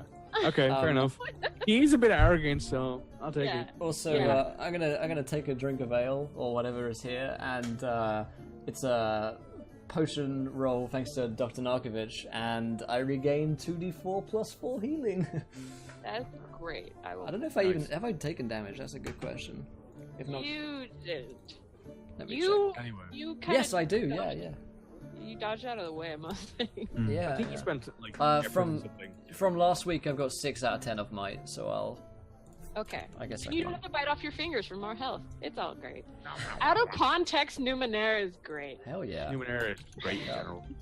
Anyway, Back up. You'll- so yeah, once that happens, Henry just kind of looks at the group again and says, "Look, you can think what you want to think, right? But at the best of this, once this is done, you can leave and take the kid with you. Sick and I have been dealing with this long enough by ourselves. At the end of the day, you can decide what you want to do at the end of this. If this deal doesn't go through, fine. But you know, right now we're partners. So Yeah. Okay. Let's find that kid.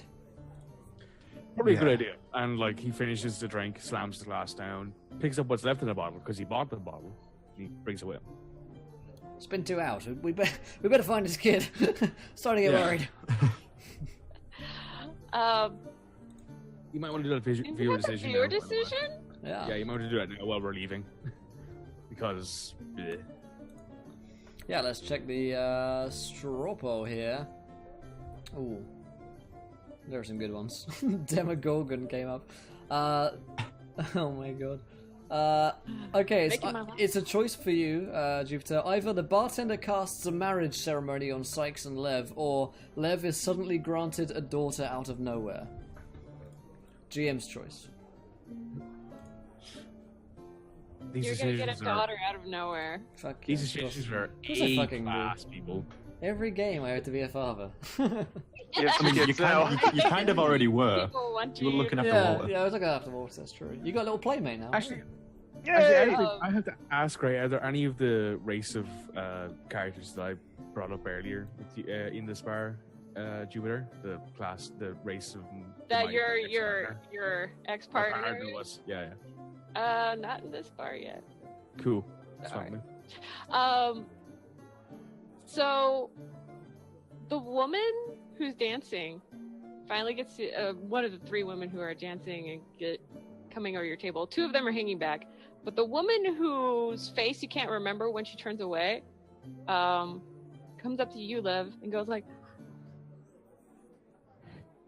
What? "Daddy." No. No, you can't call me that. That's not my name. My name is Lev. How's it going? "Daddy, you Mm, remember me?" no. Sugar daddy. No, who are you? So you've already met this girl, and I have no idea who this Lev, person is. Lev, you're into some really weird shit, okay? I have never met this boy before. Excuse me, what's your name?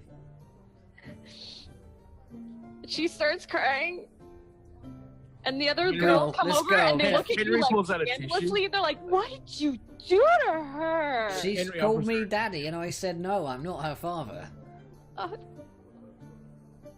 Henry offers the lady a tissue that he just pulls out of his jacket. It's a clean tissue, and he's just like, "Here, takes it." I'm pretty sure I haven't got any... Maria, what did you do to her? I'm pretty sure I don't have any daughters. Pretty sure. I'm Pretty just sure. kind of hanging back thinking, this is strange. Like, weird shit happened before, but this is weird too. And I'm just kind of, with my drink, just very confused. Just hanging back in the shadows. I've and offered Maria the is just crying like lady a tissue. crying and crying. Every time she like puts her head down, you forget her face. Yeah. Like I offer Rena a tissue because she obviously needs one when she's crying this badly. Like, just- Okay, she just like takes it, and the other ladies are just like scandalously like putting their shawls over her and be like, honey, just go back, let's go back. She's like, "No, that's my daddy. I'm not her father, sorry. I've got My one of those daddy got one left of those you. daddy faces, I Why guess. did you come back? Did you come back for No, me?" I didn't come back for you. I've never left for you, or because of you, or I've never left anywhere. Daddy. Listen, I'm pretty sure I've never had a daughter or any child whatsoever. It's kind of impossible in my line of business, if that makes sense. And then the other ladies are just like, "Shh, Aria, it's right. Let's go back. And then they take they're like sheltering her with their arms, and they're like pulling her back into the side room from which they emerged. But she's like, "No, that's my daddy." Yeah, not not me. Sorry. Henry just looks at Levy like, the fuck, dude. Let me tell you this much, chaps. Here, you've real concerned about yourselves. They're real concerned about myself. I've never engaged in relationships or relations with At the very least, woman if I have before. a daughter, I'll admit to her, you jackass. And he walks away. No, that's kind of impossible. He's entirely convinced by the tear-ridden lady, because he's just like, yeah, this guy's a dickhead. Anyway. We'll take a 1 XP. Fuck yeah. I'm just gonna be sat there thinking, like, that is bizarre, and I'm fully bamboozled, and just put a hand on Lev's shoulder.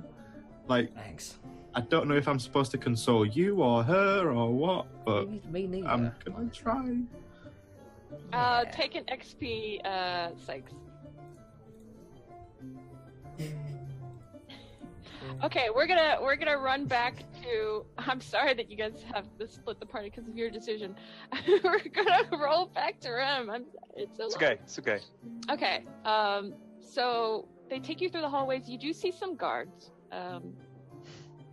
The guards basically have a white tunic style underneath below, but they look like they have like flexible sheets of small silverish metal squares as armor, and it's very odd.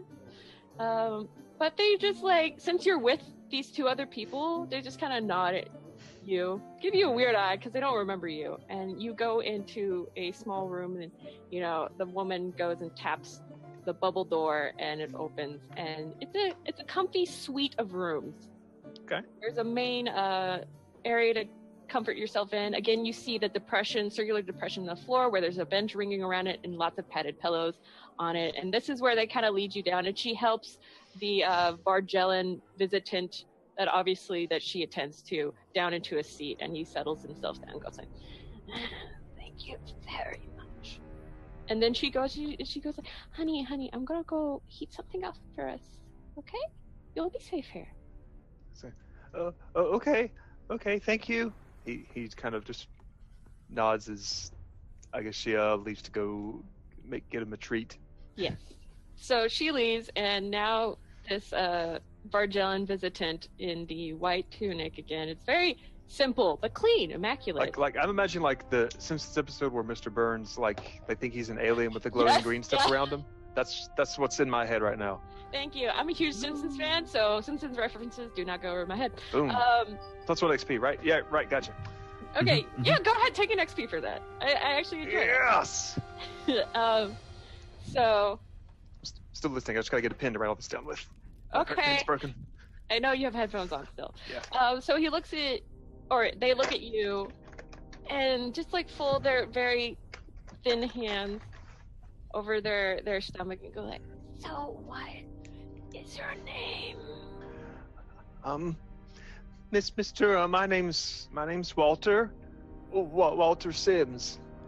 And I got lost, and I ended up in this place when I woke up, and everything is very strange and made of glass. Yes, you're in the glass palace. I'm probably wearing like these like dirty looking clothes and stuff. Just like, can I get something better to wear? Because I want to get like some fancy looking clothes. It's me being sneaky. Of course, I will get Delightfully to get something when she returns. Okay. What are these Bartones? Are they very populating? Like, would someone have run into some of these in the past, or are they very rare individuals? So in the Beyond, and not in the Steadfast, they're more rare, but Nebulic has enough that nobody bats an eye. Okay. You can decide whether or not your character Well, has met him before. I'll say he's never seen one of these dang things Okay. before in his life. If you don't mind me asking, what are you? Oh, that is a legitimate question. Mm-hmm. I would like a legitimate answer. As the winky comes out. Yeah, I know. You always Yeah. thinking. I am a visitant. I am a Vargellan. Oh, okay.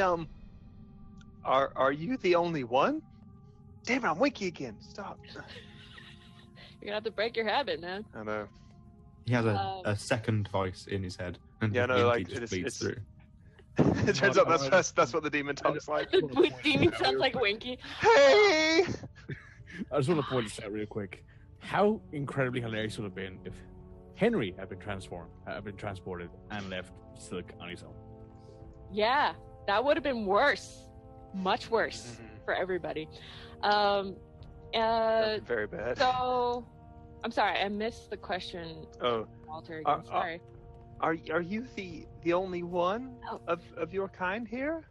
No, small child. Oh, That's all he said. Okay. I look around.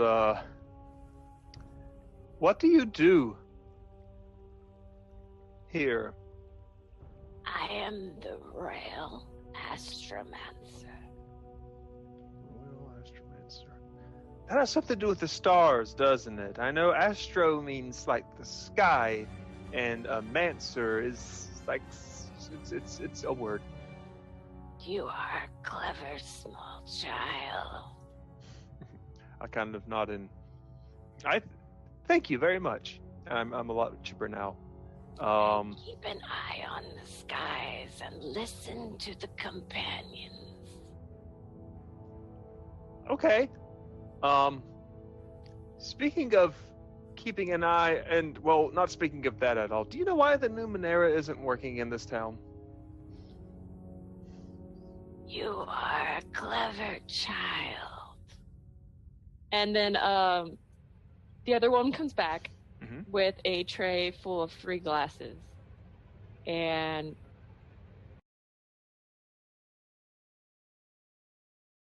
Oh, nice. and she Walter- places it in your hand, and it's a little hot. And she goes, "Be careful, dear. Be careful." There you go. Yes, the classic child hold the cup right in front of my face pose. Both hands. And she goes like, "Just be careful. It's a little hot." Oh, okay. And she sits down in the depression on the couch, ringing couch with you all, and she hands a cup to Paleoneer, and she makes sure that he's okay. Okay. And turns back, and goes like, "Do you feel any better?" Oh yeah. I feel a lot better. I was just kind of scared. I mean, I went to sleep out in the bathhouse, and then I woke up. Oh, which bathhouse, honey? I don't know. I don't remember. He kind of sits there and thinks. I just got separated from my dad. He just took me Oh. there, and yeah, I don't know where he. Where did you appear? You said you appeared? Yeah, in the big chair within the place with the glass pillars. You appeared on the iridescent throne? Yes, I appeared The big on the chair. on the incandescent throne. Yeah, iridescent. That word. That is the royal throne. That is very strange, but we're used to strange things. Perhaps we could look into that or report it, or I don't know. I kind of like take a sip of the drink. So is there you said there was a king and queen that lived here? Isn't Yes, that you're right? you're in the glass palace. Oh, okay. Where are they? Well, we're in the outer court, where the throne room is. They're in the inner court. It's their residence, so we can't go there. We're here visiting for work, business. Okay, so he's just gonna kind But of we have shrug. this nice suite of rooms. You can stay here if you want, and we could try to find your dad. Yes, my dad and My face went. and my uncles, his brothers, they run a shipping ship. He gets all stuttered up as he's trying. Oh, dear, sweetheart. I'm sorry. I accept you with you too many questions. Would you like to go to bed? Well, I just kind of woke up already, but That's true. You Okay. woke up in the big chair. I did wake up. Big chair, great big chair. Sleeps Yeah. real good. I see why the king likes it. Assuming it's the king's chair.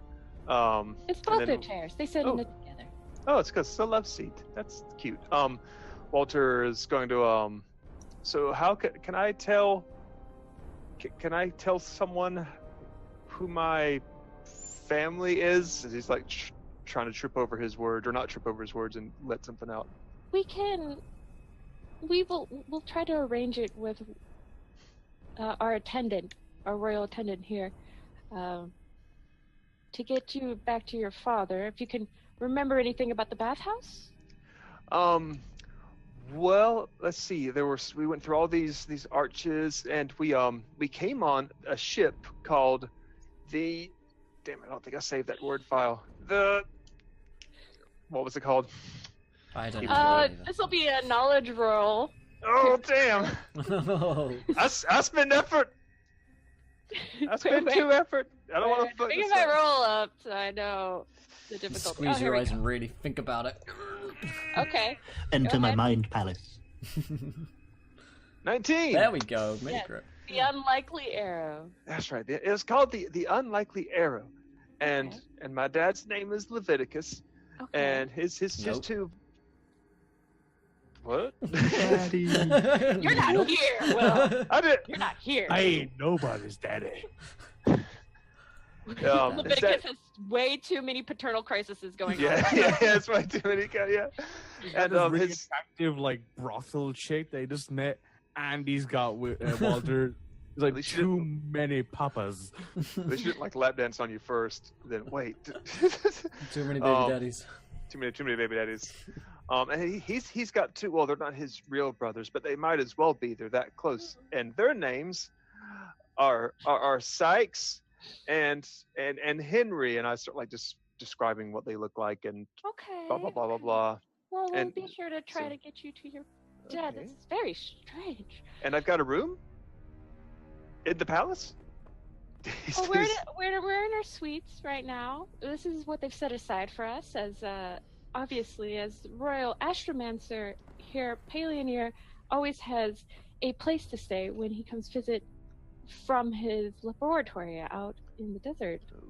I look at the astromancer and so do you have mental powers? And the astromancer, his giant, like, bulbous insect fly-like eyes. I swear, this is what they look like. Yeah. Just like focuses, like turns a little toward you, and what seems to maybe be, it's hard to read. It's not like normal human face. Yeah. Like an amusing head nod, and goes, perhaps. Okay.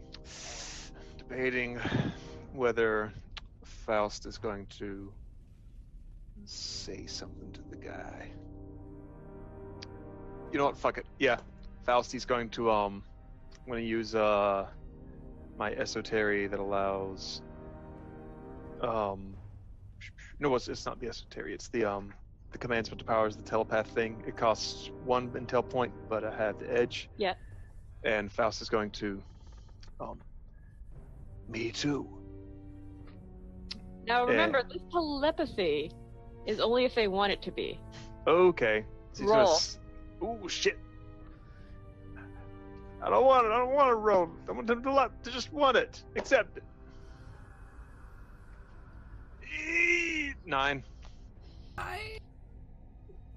9? Damn it. Okay. Nothing back. So Walter just kind of and nothing. And so then Walter- the woman turns to you and goes, "Are you okay, dear? Do you need Yeah. to? Yeah, let's go lie down. Yes. Or the I- poo poo or the pee pee? Yeah. Let's Oh, let's okay. do that. That's no Let's problem. do that. Yeah. Where is it? As you get up, as Oh my god. kind of shift, she looks like she turns to her side, gets up, Damn. and walks and disappears, much as if she was a hologram, and the person herself being recorded by the hologram just walked out of the recording range. And immediately on her heels, another her comes in, walks into range, like she walked into the recording range of the hologram, sits down, and then gets up to grab your hand. Oh shit. It's like if I walked off the webcam and then another me came in. the other Jamie's side. face is exactly what I want for Numenera all the time. Like, no. Walter's going to take his drink and just take a big swig of it, even though it's probably just like chocolate milk.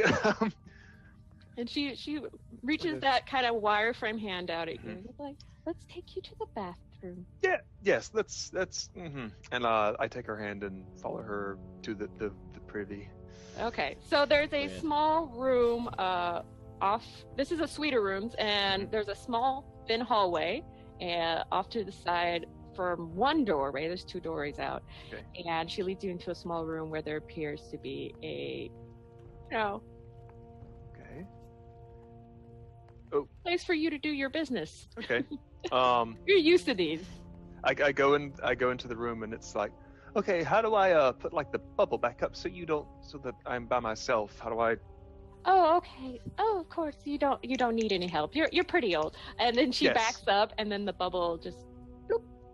Okay. Walter's going to just like pace back and forth now. It's not big a space. He's gonna he's gonna sit on the toilet and think. Not doing any business. He's just sitting there. Toilet simulator. Toilet simulator. Toilet simulator. 25,306,000,000. Oh, and by the way, take an XP for. Just asking. keep selling. Yeah. Make one every year. Just keep selling. Okay. And he's gonna sit here and just kind of sit and think on things. He has stockpiled quite a bit of XP. I would like to use 4 XP to learn a new esoteric as an Okay. Yep, you can do this. Let me get your as a nano what you have for tier 1. You also have onslaught. Yep, I got the book. Okay, yeah, I know. Okay. I'm just saying for everybody else to know too. Okay. Other esoterics you have available for tier 1 is onslaught, push, and ward. Walter has felt he probably hasn't. He can't do too much in combat, but maybe Onslaught it is like says tier, Onslaught usually is the nano tier 1 attack. That's you don't your. have to take that if you Well, don't. I guess like the your like conjure flame, like your cantrip attack spell. But he's thinking he's probably been around this guy with mental powers. It's because it says to add a flavor as to why you advanced in it. So he's sitting there on the toilet. He's thinking real hard, and I guess like while doing this, he suddenly feels the vestigial horn on his head, kind of growl a little bit. Oh, it's gonna grow. As Faust just kind of like whispers in his head, we have to take our steps very, very carefully now. We don't want this to get out of hand. And Walter just kind of nods and yeah. And suddenly he is a little more powerful now. He has that onslaught ability. Okay. And he's I'm done. And he like waves his hand in front of the toilet to make it flush. Pops the flush bubble. It has 3 seashells by it. Oh, okay. It's like shit. Okay, this one goes in this hand. Nobody got that reference? I get it. This goes in this hand. This goes in this one, and he just flushes them all down there with it too. Okay. Steps back out. Oh, that feels better. All right. Onslaught is 1 or 2 intellect points. It's 1 intellect point. Yeah, it's basically free for you. Just. Okay, so you have advanced. That is pretty awesome. Yeah. With your XP points. So I got 2 remaining. So she comes out. She's like, "Okay, did you want any more, or did you want to go to bed?"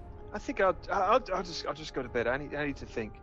I need to meditate on my new. You can. Yeah. Yeah, you can sleep in my room. I'll make you a nice little bed on the couch. Can I get some new clothes too? Because these are kind of stinky. Oh yeah, I understand. And you go into the room, and it's covered in an obnoxiously ostentatious amount of silks and soft pillow things. Oh, Walter's. And the bed basically is another little divot in the ground, circular divot in the ground, and it is just ramped up with like piles of cloth, and there are some cabinets in there, like wardrobe. She takes some of the the fabric from her little bed and makes a little spot for you. Goes to find some clothing. She's like, well, we don't have anything in your size, but I'll get some in the morning for you. Oh, that sounds You great. could take Thank this you. robe in the meantime, and she gives you this oversized adult size.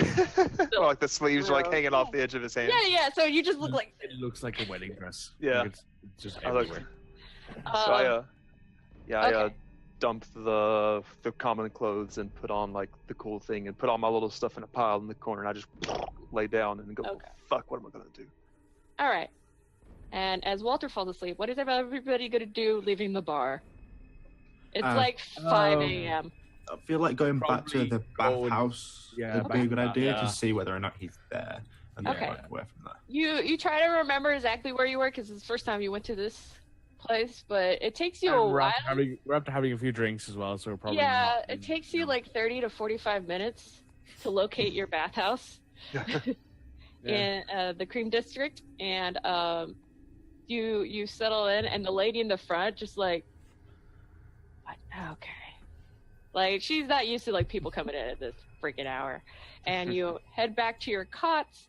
And I know exactly what he does. He leaves five shins on the counter as he walks. Okay, back. remember to minus that from thing. I'll ask you your totals afterwards because I don't want to have to sit here and do logistics while I'm GMing. And you go back into your kind of cubby corner with the cots laid out. It's very simple, but at least they're clean. What you paid for? It was cheaper than the drinks you had, basically. I guess That's my I'll- fault as the GM. There's nobody in there. Huh. I guess I'd ask the lady on the front desk. Have you seen a little boy running around here, about 8 years old, got a weird horn on his head? The one you came in with. Yeah, that's the one. Yeah. No. And she This goes back is- to reading her like weird book. It's like a porno magazine that she's just reading out in the open because she's just, like it's so. Yeah, innate but the in her. porno and inside of it is like the anatomical illustrations of like It's like slip fungus goops. sexual organs. Oh, slip goops. Oh, the slip goops. Anyway, Okay, she doesn't know Henry where just he kind of is. looks. Henry looks at the elder and just says, "So, basically, what's happened is that the kid's gone missing, and now we're just kind of stuck here, right?" Yeah. Well, we're stuck here anyway, considering our ship can't go anywhere, so we might as well just wait and hopefully he turns up. If Maybe not, we'll we turn up in the turn morning, yeah. Yeah, if he doesn't turn up in the morning, we'll go searching for him. While they're doing that, I'd actually like to have gone over to his cot to make sure that to see if there's anything that's been left behind, Sniff or it to like- see if it's just clean gone and disappeared. All his belongings are gone too. Right. I imagine you sniffing like he's caught like a bloodhound. I wouldn't go that far. You mean like Jason Momoa? In what's the Yeah, I know what you're talking Yeah, about. yeah, But yeah. that's what I picture him for some doing. reason just left my mind and I feel bad as a GM. Go ahead. But yeah, Henry will then just straight up just go, I'm just gonna go take a bath, man. I'm just destroyed. Yeah, that sort of stuff doesn't really bother me. I'd probably want to go up to the woman again. How many people are staying here, other than us and the kid? She looks down behind the carved desk. She looks back up at you and she goes, 10. Goes back to her fungal porn. I kind of just like really heavily slam my elbow onto the desk, rest my my head in my hand, and go. And other than us, do any of them look like the sort of traveling types, seedy types? The drink in the open kind of types. Yeah, the There are a lot of less sailors here savoury complaining. characters.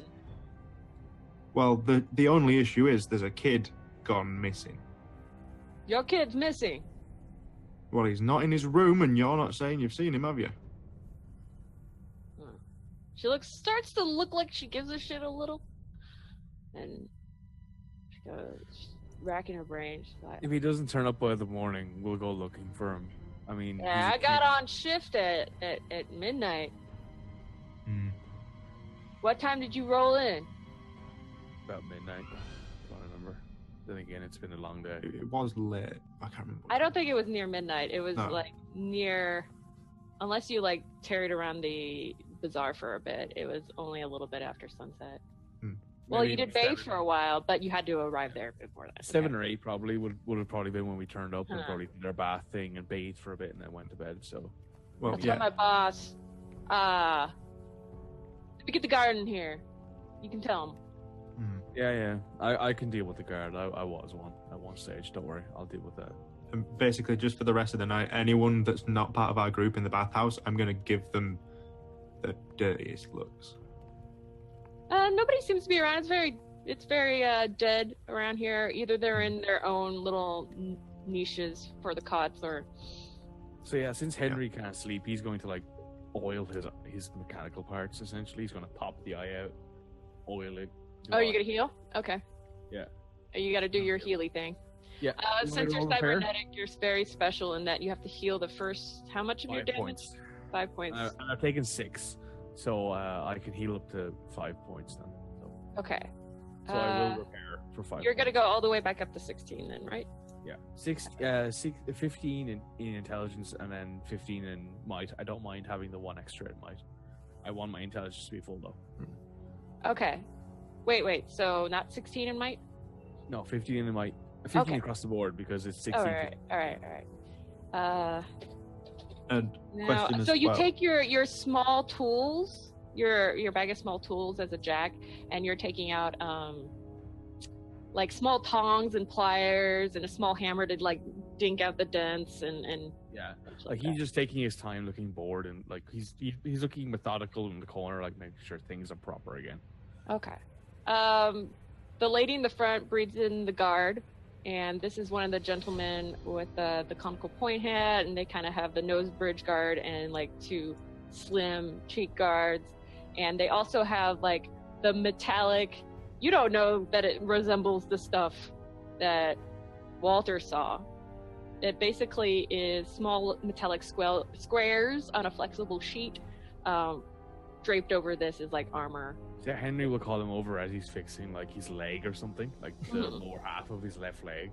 We'll call him over because everyone else is probably either gone or something like that. So he says, all right, so this is what happened, right? There's this kid, Walter. He's about 8 years old. He's about this tall, this hair, this color eyes, wearing this. He seems kiddish to start. Blah, blah, blah, blah, blah. He goes through the whole description thing and then he says, Yeah. look, we'll be here all day, probably tomorrow, because we're waiting for our, shipment and all stuff to get off the docks and that Yeah. kind of thing. So we'll be here. If you need anything, just be sure to give us a shout. I'll be here anyway. Name's Henry. You can find me here.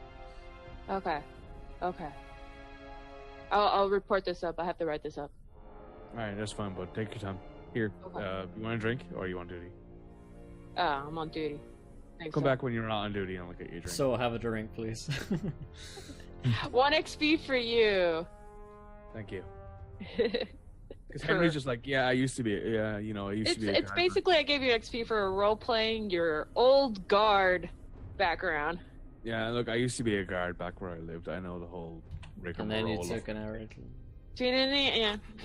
Actually, he took a giant monster to the everything. Yeah. He almost took an arrow to the knee before the monster turned up. So there's that. Took a that's a- snipe to the face. So if that's it for anybody want to do anything before turning in? Exhausted. Yeah, just a question. When I take damage in my transformed state and when I come back, does the damage carry They over? never say in the They fucking. don't. That's why I just thought I'd ask, just in case. Because otherwise I'll heal if it, I'm still rough. I'm gonna say you still have damage because I don't. Yeah, it doesn't say anything about you being healed when you revert back. You just get -1 penalty rolls Yeah. I mean, on everything. considering Henry probably knows pretty much how to patch him up, strap a few bandages to him. Well, I do have something to heal with. Yeah, from the go first session, ahead so. and heal up. Right now, your might's at 18. Mhm. And I think that's anything. Oh, by the way, since you reverted back, I can minus all this other stuff. Your might can't be at 18 anymore. No, it's So, how much damage in total? You 8.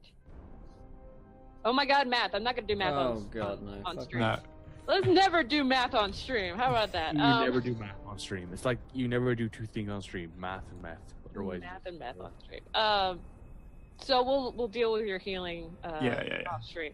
And so we're saying you're healing, Henry's healing. What does Lev want to do? I'm all healed up, Meth. so yeah, meth. Okay. No, I'm gonna fall asleep and consider once more how on earth I might have a child. you now have a daughter who, like, you don't know what she looks like when she looks away from you. Yep. Yeah. But I had a choice of 3 women, and I was like, let's go with the difficult one. Maybe that's why you don't remember the mother either. Like, you still Yeah. think that nothing's ever happened, but it actually Maybe. did. We just can't remember. It could be, but yeah, Lev thinks it highly improbable, but still concerned. But then eventually he'll fall asleep after worrying a little bit more about Walter. Okay.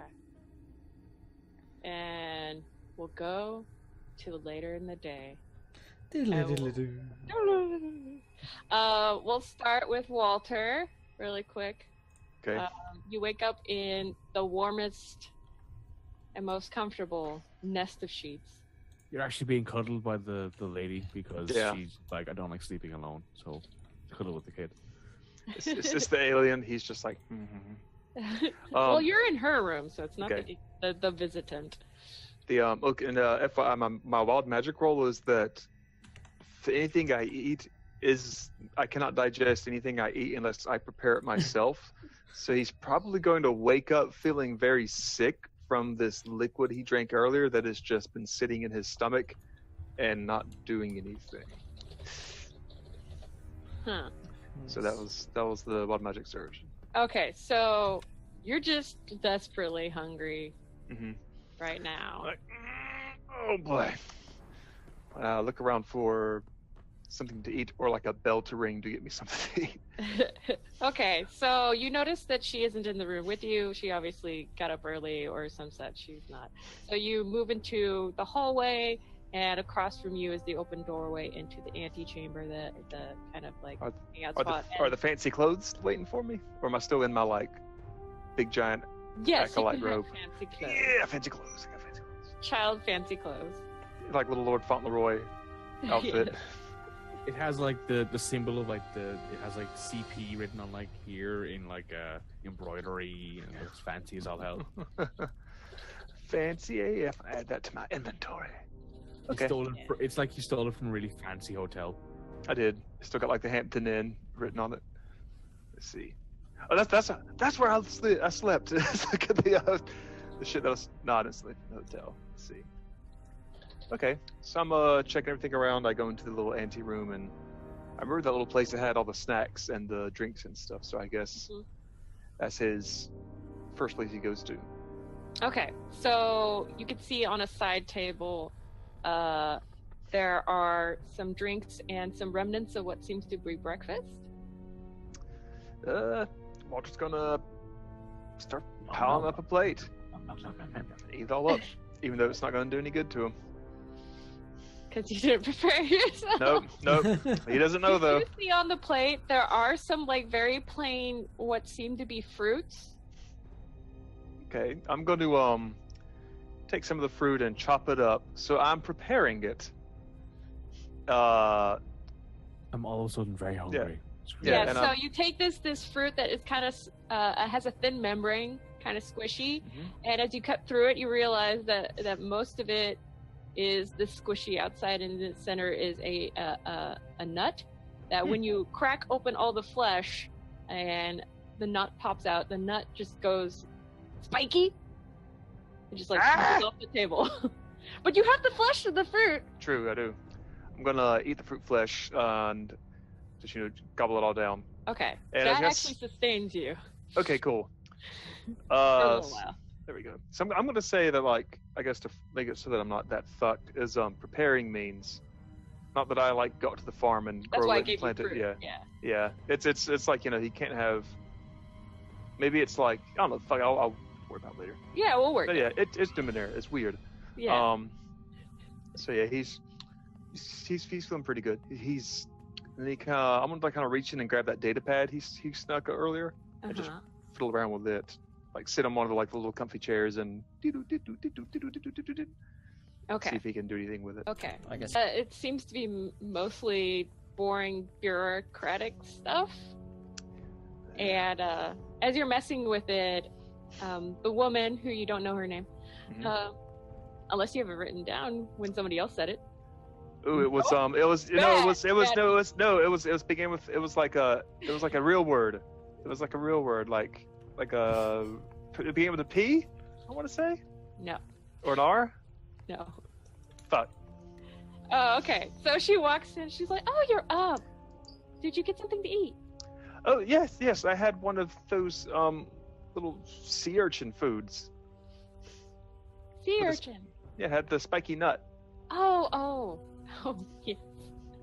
Those are quite. When you remove it, it tries to reseat itself somewhere. It's Oh, actually okay. quite intriguing. I can't think of any more, any kind of worse thing in the center of a fruit than something spiky. Well, it's not spiky when you opened it, right? It spiked on me. I don't know, but I ate it. So who has the last laugh now? Fruit. she just kind of quirks a smile. It's like, well, we have a meeting to go to, but I have already informed the guards that you need to find your father and His friends. brother friend. Yeah, brother, friends, uncles. I call them uncle. Yes. So we're gonna lead you to the guards first, and then we're gonna go to the meeting. Is that all right? Okay. What are you talking about in the meeting? What's happening in that? Oh, just adult stuff. Is it about the Numenera? Because man, I wish that this Numenera could get working again. Otherwise, my dad's gonna be real mad. Wow, trying to slide that in. She goes like, "Oh, yes, it's become a big problem, and we're trying to fix it." Is there anything I can do to help? And I like stand up and She's like, "Oh, isn't he adorable?" Trying to help kind of face, and she goes like, "Oh, honey, that's for the adults to figure out." my dad's an adult. Something a kid would say. Nope. Yes. Yeah. No. And she goes like, "Oh, I have met some types of people that don't have to be adults to have kids, but yes, mostly it's adults that have kids." Well, you see, no, he's really neat. Like he's got this like really cool like weapon that he uses to like fight bad guys with, and then his buddies, like one's like a robot, and the other one like wears the skins of all these dead things he's killed. So he's really, really strong. And if it's something that like that like you need done, then they're really good at like taking out bad people. We were attacked by, and I like take out my little drawing book. This, and I show the big bronze squid thing on the way here, and they killed it. One of them is wearing the squid's arm around his neck like a scarf, and it's cool. Oh, that's pretty amazing. So most people just stay in cities and try not to fight things. Oh no, we really wanted to get our stuff sold. Oh, well, I'm glad that they are strong enough to protect you. Yeah. She's just trying to find a way to like. Yeah, just shoot me out. Yeah. Okay, Walter's gonna probably get the hint and just, okay, well, if you need someone who's really good at stopping bad guys or fighting things out, we'll help, or he'll help, and so will his friends. As You're I. a sweet boy. You're so sweet.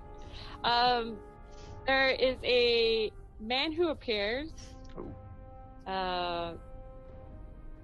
And she lets him, obviously because she let him in, and he is different and new. He seems to be very nicely and cleanly clothed, not like incredibly loud garments, but very precise.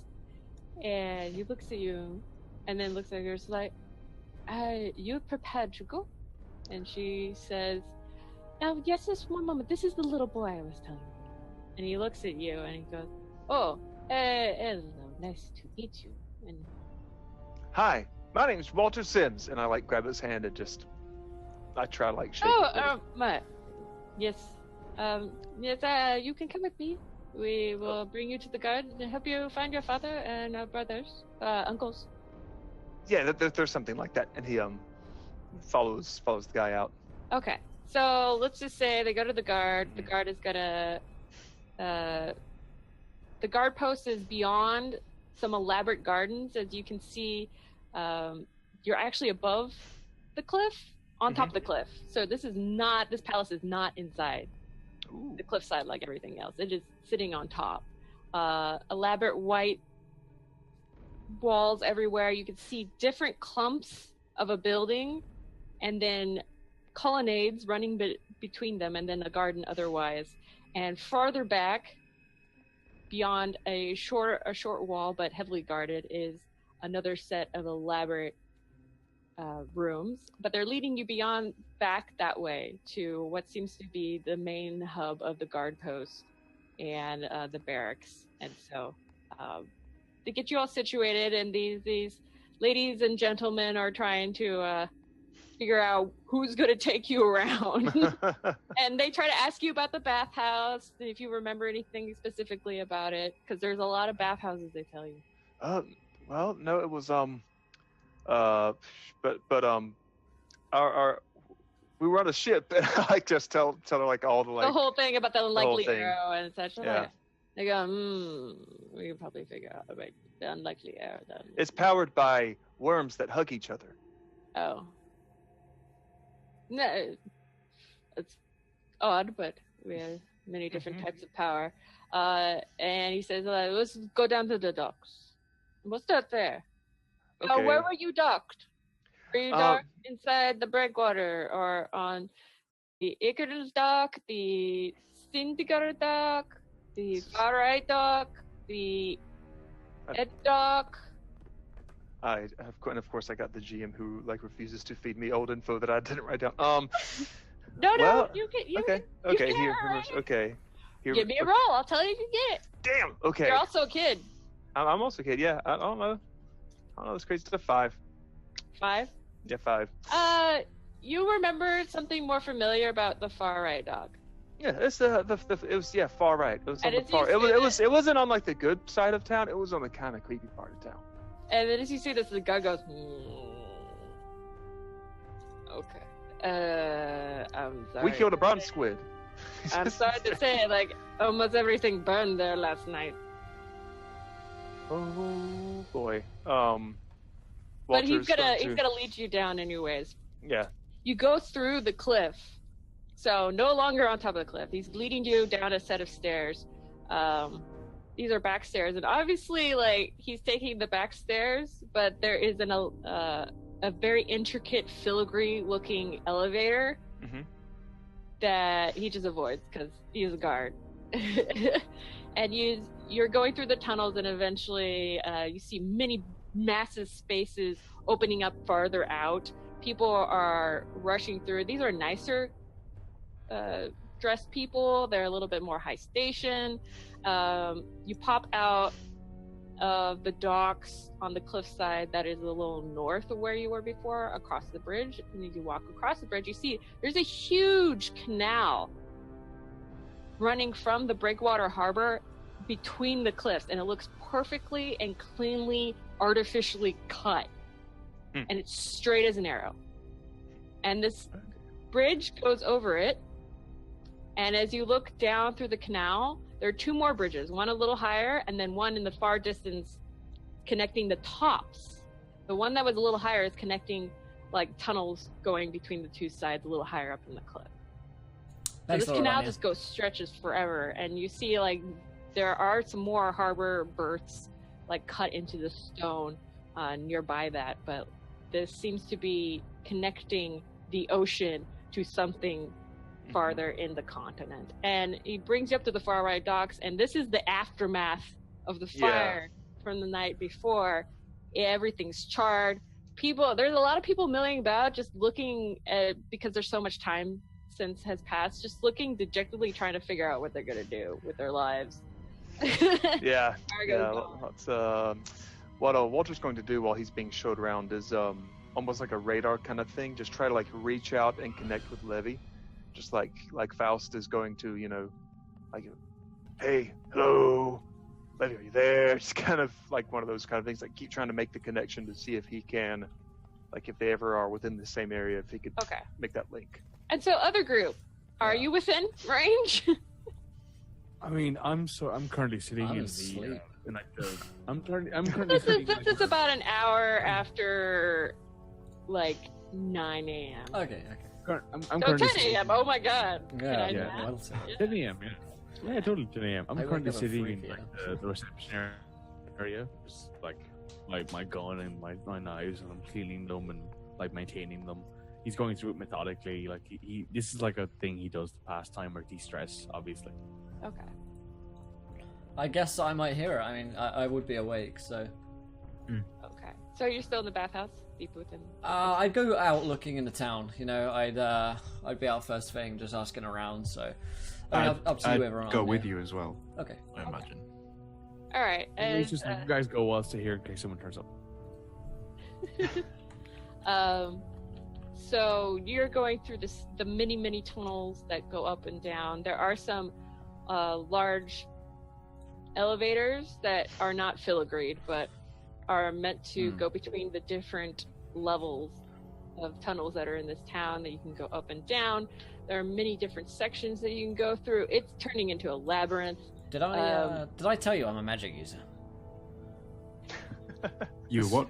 I use magic. I don't think you've told me that. Yeah, I do. No. Did I ever tell you that I heal quite quick? Kind of down to the metal bone and stuff. I guess we're learning things about each other every day. That sounds like magic too. I mean, I don't really know much about magic. It just kind of happens. But I mean, hey, great for you being a magic user. Yeah, I know a lot about it. Yeah, I mean, you do look the sort. What kind of stuff can you do? Gravitational like rabbit stuff. hats. Or... Gravitational stuff mostly. You can, it's fun as a kid. Yeah. Unless maybe your gravity tricks can help us somehow. Can you float and see further? Or what? Working on it. All right, cool. Yeah. Well, let me know when you can. Okay. Do I hear from the kid at any point? From Muted. Walter? Code red. Oh, there you go. Yeah, sorry. If you head near to the exit to the cliff, you could start hearing it.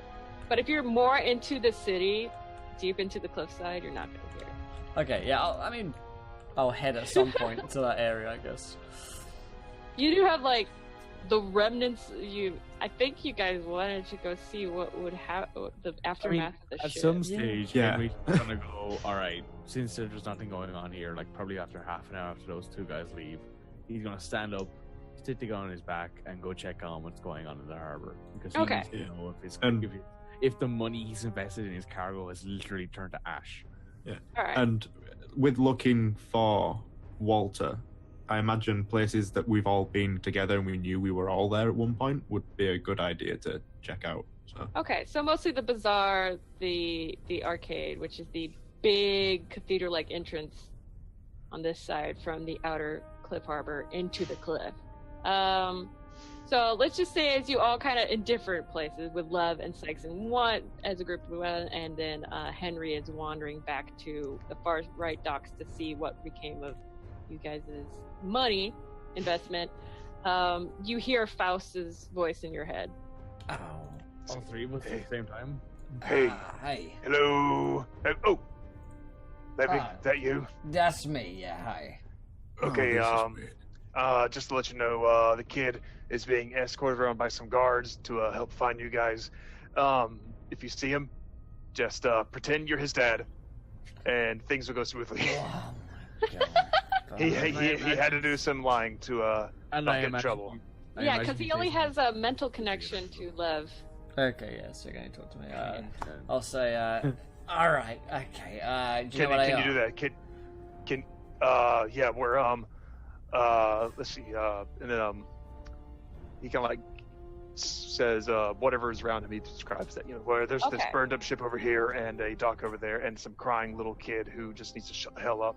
In this So area. you described like being near the harbor master's office. The guard is currently talking to what appears to not be like the harbor master, but a peon there, to try to ask for a list of ships, because you mentioned what ship you were on, to see where it's berthed.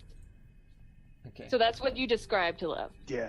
That's where we are. And the kid, he's wearing he's dressed up all fancy and rich like because he ran into some fancy rich girl with like a garden for arms. It's not the Okay. weirdest thing. Gotcha. Yeah. All right. Well, Look- guys, I know where the kid is. Say Wait. How? The devil in his head just started talking to me. It's okay, yeah. Never mind. Basically, I just know, and so I'm gonna start heading off there, very determined. Apparently, some guards have got it. It's the magic in you. Yes, it's the magic. In me.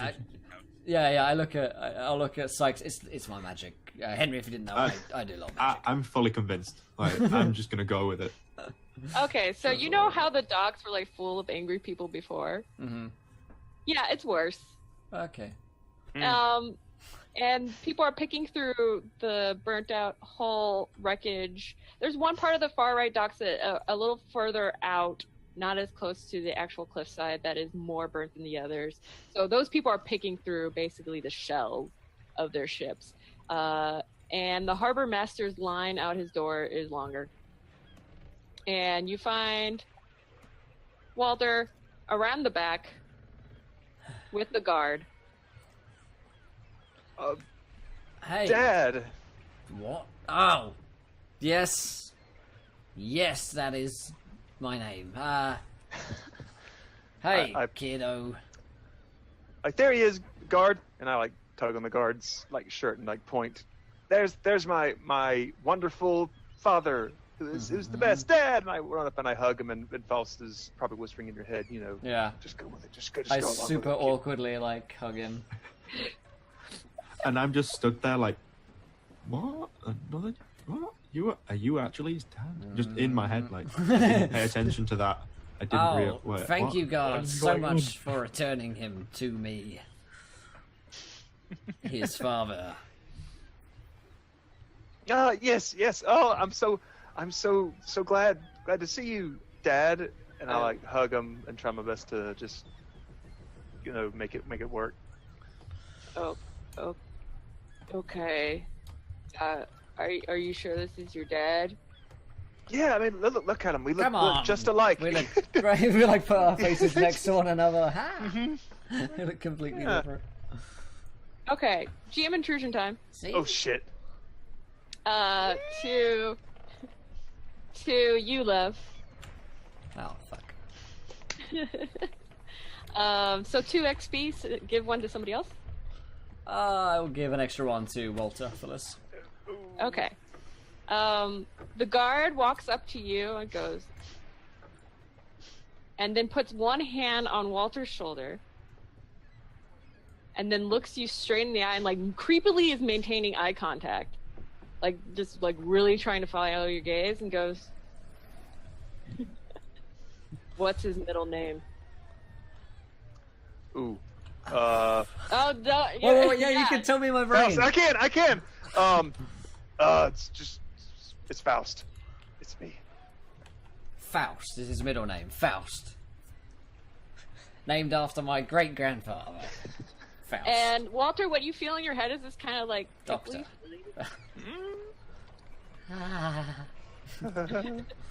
tickly feeling in your head. Do you want to resist it? Oh, Do you want to something's resist trying the to. weird tickling Oh, sensation something's trying in to your sneak brain? into my head. I'm not going to because I'm pretty damn powerful. I'll let it in because my head is I got lots. I got lots. Also. I'm gonna resist. Yeah, I'm gonna resist it. Yeah, sounds better. I can resist this shit. Stranger danger! Get out of my head, Charles. You gonna roll? That's for why me? I'm wearing Yeah. this, Charles. Okay. Keep in mind, I do have. Where is it? Don't let the brain probes in. I have psychic resistance, so I do have +3 armor against intellect damage. If that's something that can be done or whatever. You have, you have the intellect armor, don't you? Yeah, I got +3. 3 int. Yeah, 3 int armor. Yeah. Roll. Go ahead and roll. 11. Do I know if I spend an XP to re-roll it, can I wait to see if that's a success or not, and then spend the XP to re-roll? Oh shit, that's an intricate rule. I just want to know if it's a success or a fail, and then if it's not You're making shit too complicated. I Shut had up. to take. I know, I right? had to take the critical fail last time. Okay. You did have Well, to you're take- dumb. That's different from that's different from the reroll. I'm just gonna do it. Am I aware of whether that's a success or a failure? It Like doesn't if I'm specifically told. say in the rules Okay, if it's gonna succeed or not. I'll keep then because on average that's better than normal. Of course, you could always have scanned the guard to see what level they were. Shit. Okay, can I do that now? And so you resist, Yes. and the tingling pulls away, and the guard goes. And then he just like loops you back in. He goes like, "Kid, what's your middle name?" I really want Faust to tell it to the guy in his head, but that's. Oh, that would. Faust would totally do that because he just felt. Yeah, Faust is going to. And you realize the whisper hand in that his head. gripped you. Mhm. The hand that gripped you is strangely like orange and like has like black skin, and this is like underneath the kind of fingerless glove that they have on. This is I'm trying to integrate this stupid wild magic surge of orangutan hand in, and has like orange fur coming off of it. Okay. Also, I'm just a wild magic surge. All within 50 yards are going to become hopelessly lost for 1d4 hours. God. Oh, just good met. luck after this interaction. But yes, Yeah. that I'm is a so weird glad I'm hand that he nowhere placed near on them your right now. shoulder. Yeah, I'm gonna look straight at this guy and use telepathic bond, or that little dumper point for that, and have Faust whisper into the guy's head, Faust, And he goes, and watch us go smile.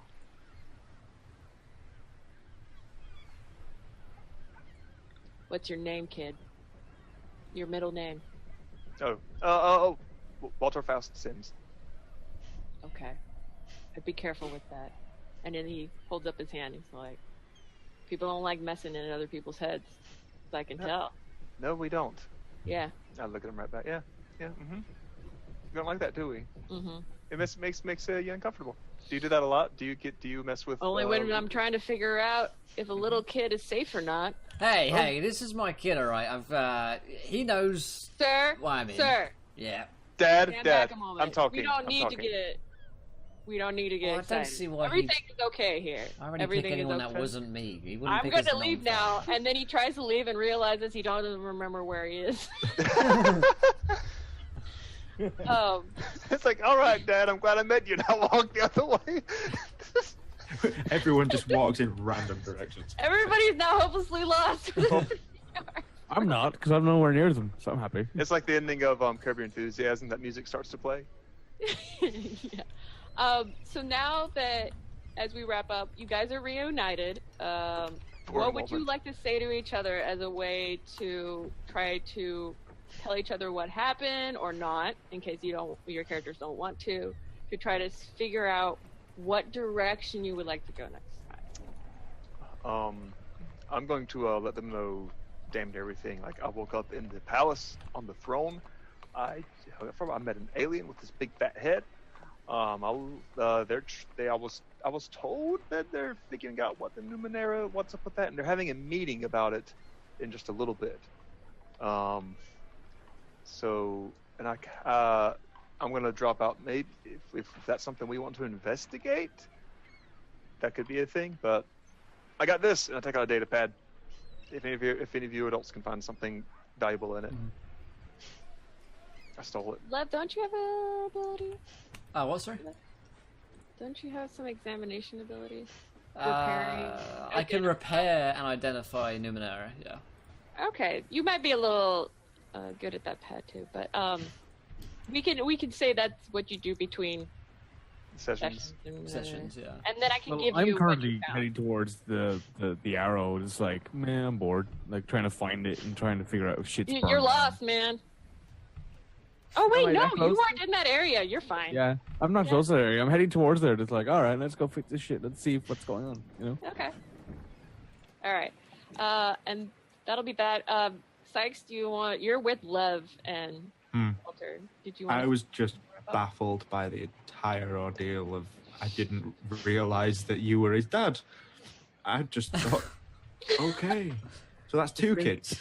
You're now convinced that he not only has a daughter who's a stripper, but you're also convinced he now has a son who's a not a stripper. She's a I've dancer. never been to the city Daddy, before. I'm a dancer. She shows up out of the. Daddy, I'm a dancer. What kind of dancer? Erotic. Oh God, I failed as a parent. I like to think I turned to 11 and think, I've been just, okay, I turn into a crazy rage monster and eat people, but your life seems more complicated. Oh, it gets more complicated every moment, my friend. Again, I just pat him on the shoulder. It's like, It turns out the monster All I half of do you is is also eat his people. son. All I do is eat people. You actually have a daughter and a son. You're so weird. Having kids. All right. I'm we can lost for the wrap next up 3 there hours. for Okay. So. All reunited with more information. Let me see if there's any more. Because you've learned more than Lev and Sykes get an XP point each. Oh my god. I know so many things. Yeah, you should probably use that in some way. Yeah, I have 9 XP at the moment. Yeah, we can do that off Yeah. camera. Yeah. That's 7 because yay. I got 3, but I spent 4. So I'm okay. Yeah, you actually made one step toward leveling up a tier, so it's not like they're gone. It helped you get better. Yeah. Yeah. They've been used. They've been used. You're They've been getting incorporated good in your body. What you're saying. Okay, that's where we're gonna leave off for today with Fantastic. everybody reunited. Hey, group hug at the end. Yay! Hey, we did it. We did it, Reddit. Fantastic. Well, that's what we're going to be wrapping up tonight's episode of a series of Stillness, episode 2. If you enjoyed this episode, please do let us know. Yeah, I'll whisper you that Winslow at some point this week. Yeah, let us know in chat. And of course, if you haven't followed us already, hit that follow button and join us. We're going to go around the cast and crew. What do we think of tonight's adventures? Where can we find you guys online? Stick around here in a few seconds as well. We'll be off to another channel to do a little raid, another encounter raid. So let us, let's whip around the cast and crew. Let's start with our wonderful Games Master. I wanted to say Dungeon, but then I started saying it with a G. Dungeon Master. Jupiter Wolf. Jupiter, what did you figure tonight's games? It's really hard with those wild magic surges. Yeah. But it keeps me on the edge of my feet. Trying to do improv is one of the hardest and most essential skills as a GM, and so I especially loved turning the dancing girl wild magic surge into the viewer decision. I that like you that a lot, yeah. Mm-hmm. And the fact that she has a face that is unmemorable, that's gonna be fun. But you can find I am an artiste. I didn't do the picture of Nebulic that's up, but I'm probably going to do a picture of it this week. But yes, I'm an artiste and I do commissions. That is how I make money, my sole source of income. You can find me as Fluorescent Wolf, like a fluorescent light bulb, on Twitter and Tumblr, where you can find all my commission information for that. And I love doing people's D&D characters, because people are so passionate about their characters. Awesome. Rem, yourself. Yes, it's me, it's Rim. You can find me, of course, here on Friday nights, playing Walter, and occasionally on Thursday as Winky. Or occasionally on Friday both. Occasionally on Friday both. Who knows? They're everywhere. Also, I've just started streaming. I streamed a little earlier today, and I stream miniature painting. So I've been working on some of that. So if you want to see the hands, start Ooh. painting, because I don't have a second mic for my face, so you just get the hands. Sorry, folks. Then just tune in, and I go live whenever I got free time. Usually on the weekends, sometimes during the day, just whenever. Just if you follow me, you always know. Awesome. Let's go to Mikey. Hello. My name is Mikey, of course. I play Henry. It's a lot of fun. Today was a lot of fun because Henry got to actually do some shit, and he got to be some dude, and he got to enjoy being the one guy who can actually make Jamie's character not tear people to shreds. But it's fine. It'll all be okay at the end of the day. Yeah, in general, I had a lot of fun. I got to have a bit of fun, being the quote unquote leader of the group. Basically, the quote unquote charismatic dude who's a bit too snap. for his own good. Certainly in Henry's mind. In Henry's mind, anyway. But hey, Henry's probably the one person who's actually ever led a group before, so there's that at the very least. We gotta look into some people's backstories. That was fun. We gotta enjoy that kind of thing. All the wild magic surges are just hilarious to me because all this random crap is being thrown at our faces. That's a lot of fun too. I enjoyed today. I can't wait for next week. It'll be a lot of fun. Awesome. And Jamie, yourself. Yeah, just to reiterate what everyone else has said, it's been a bizarre, strange adventure without any JoJo's, but yeah, maybe next week. Fun. This was fun. I got to eat a guy. It was great. Awesome. Yeah, and I have little arms as well. I have big arms and little T-Rex arms, which are going to be so much fun. But yeah, today was great.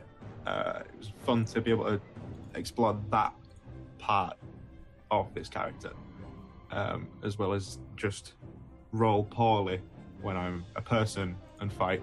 Apparently when I'm a creature, I don't do terribly.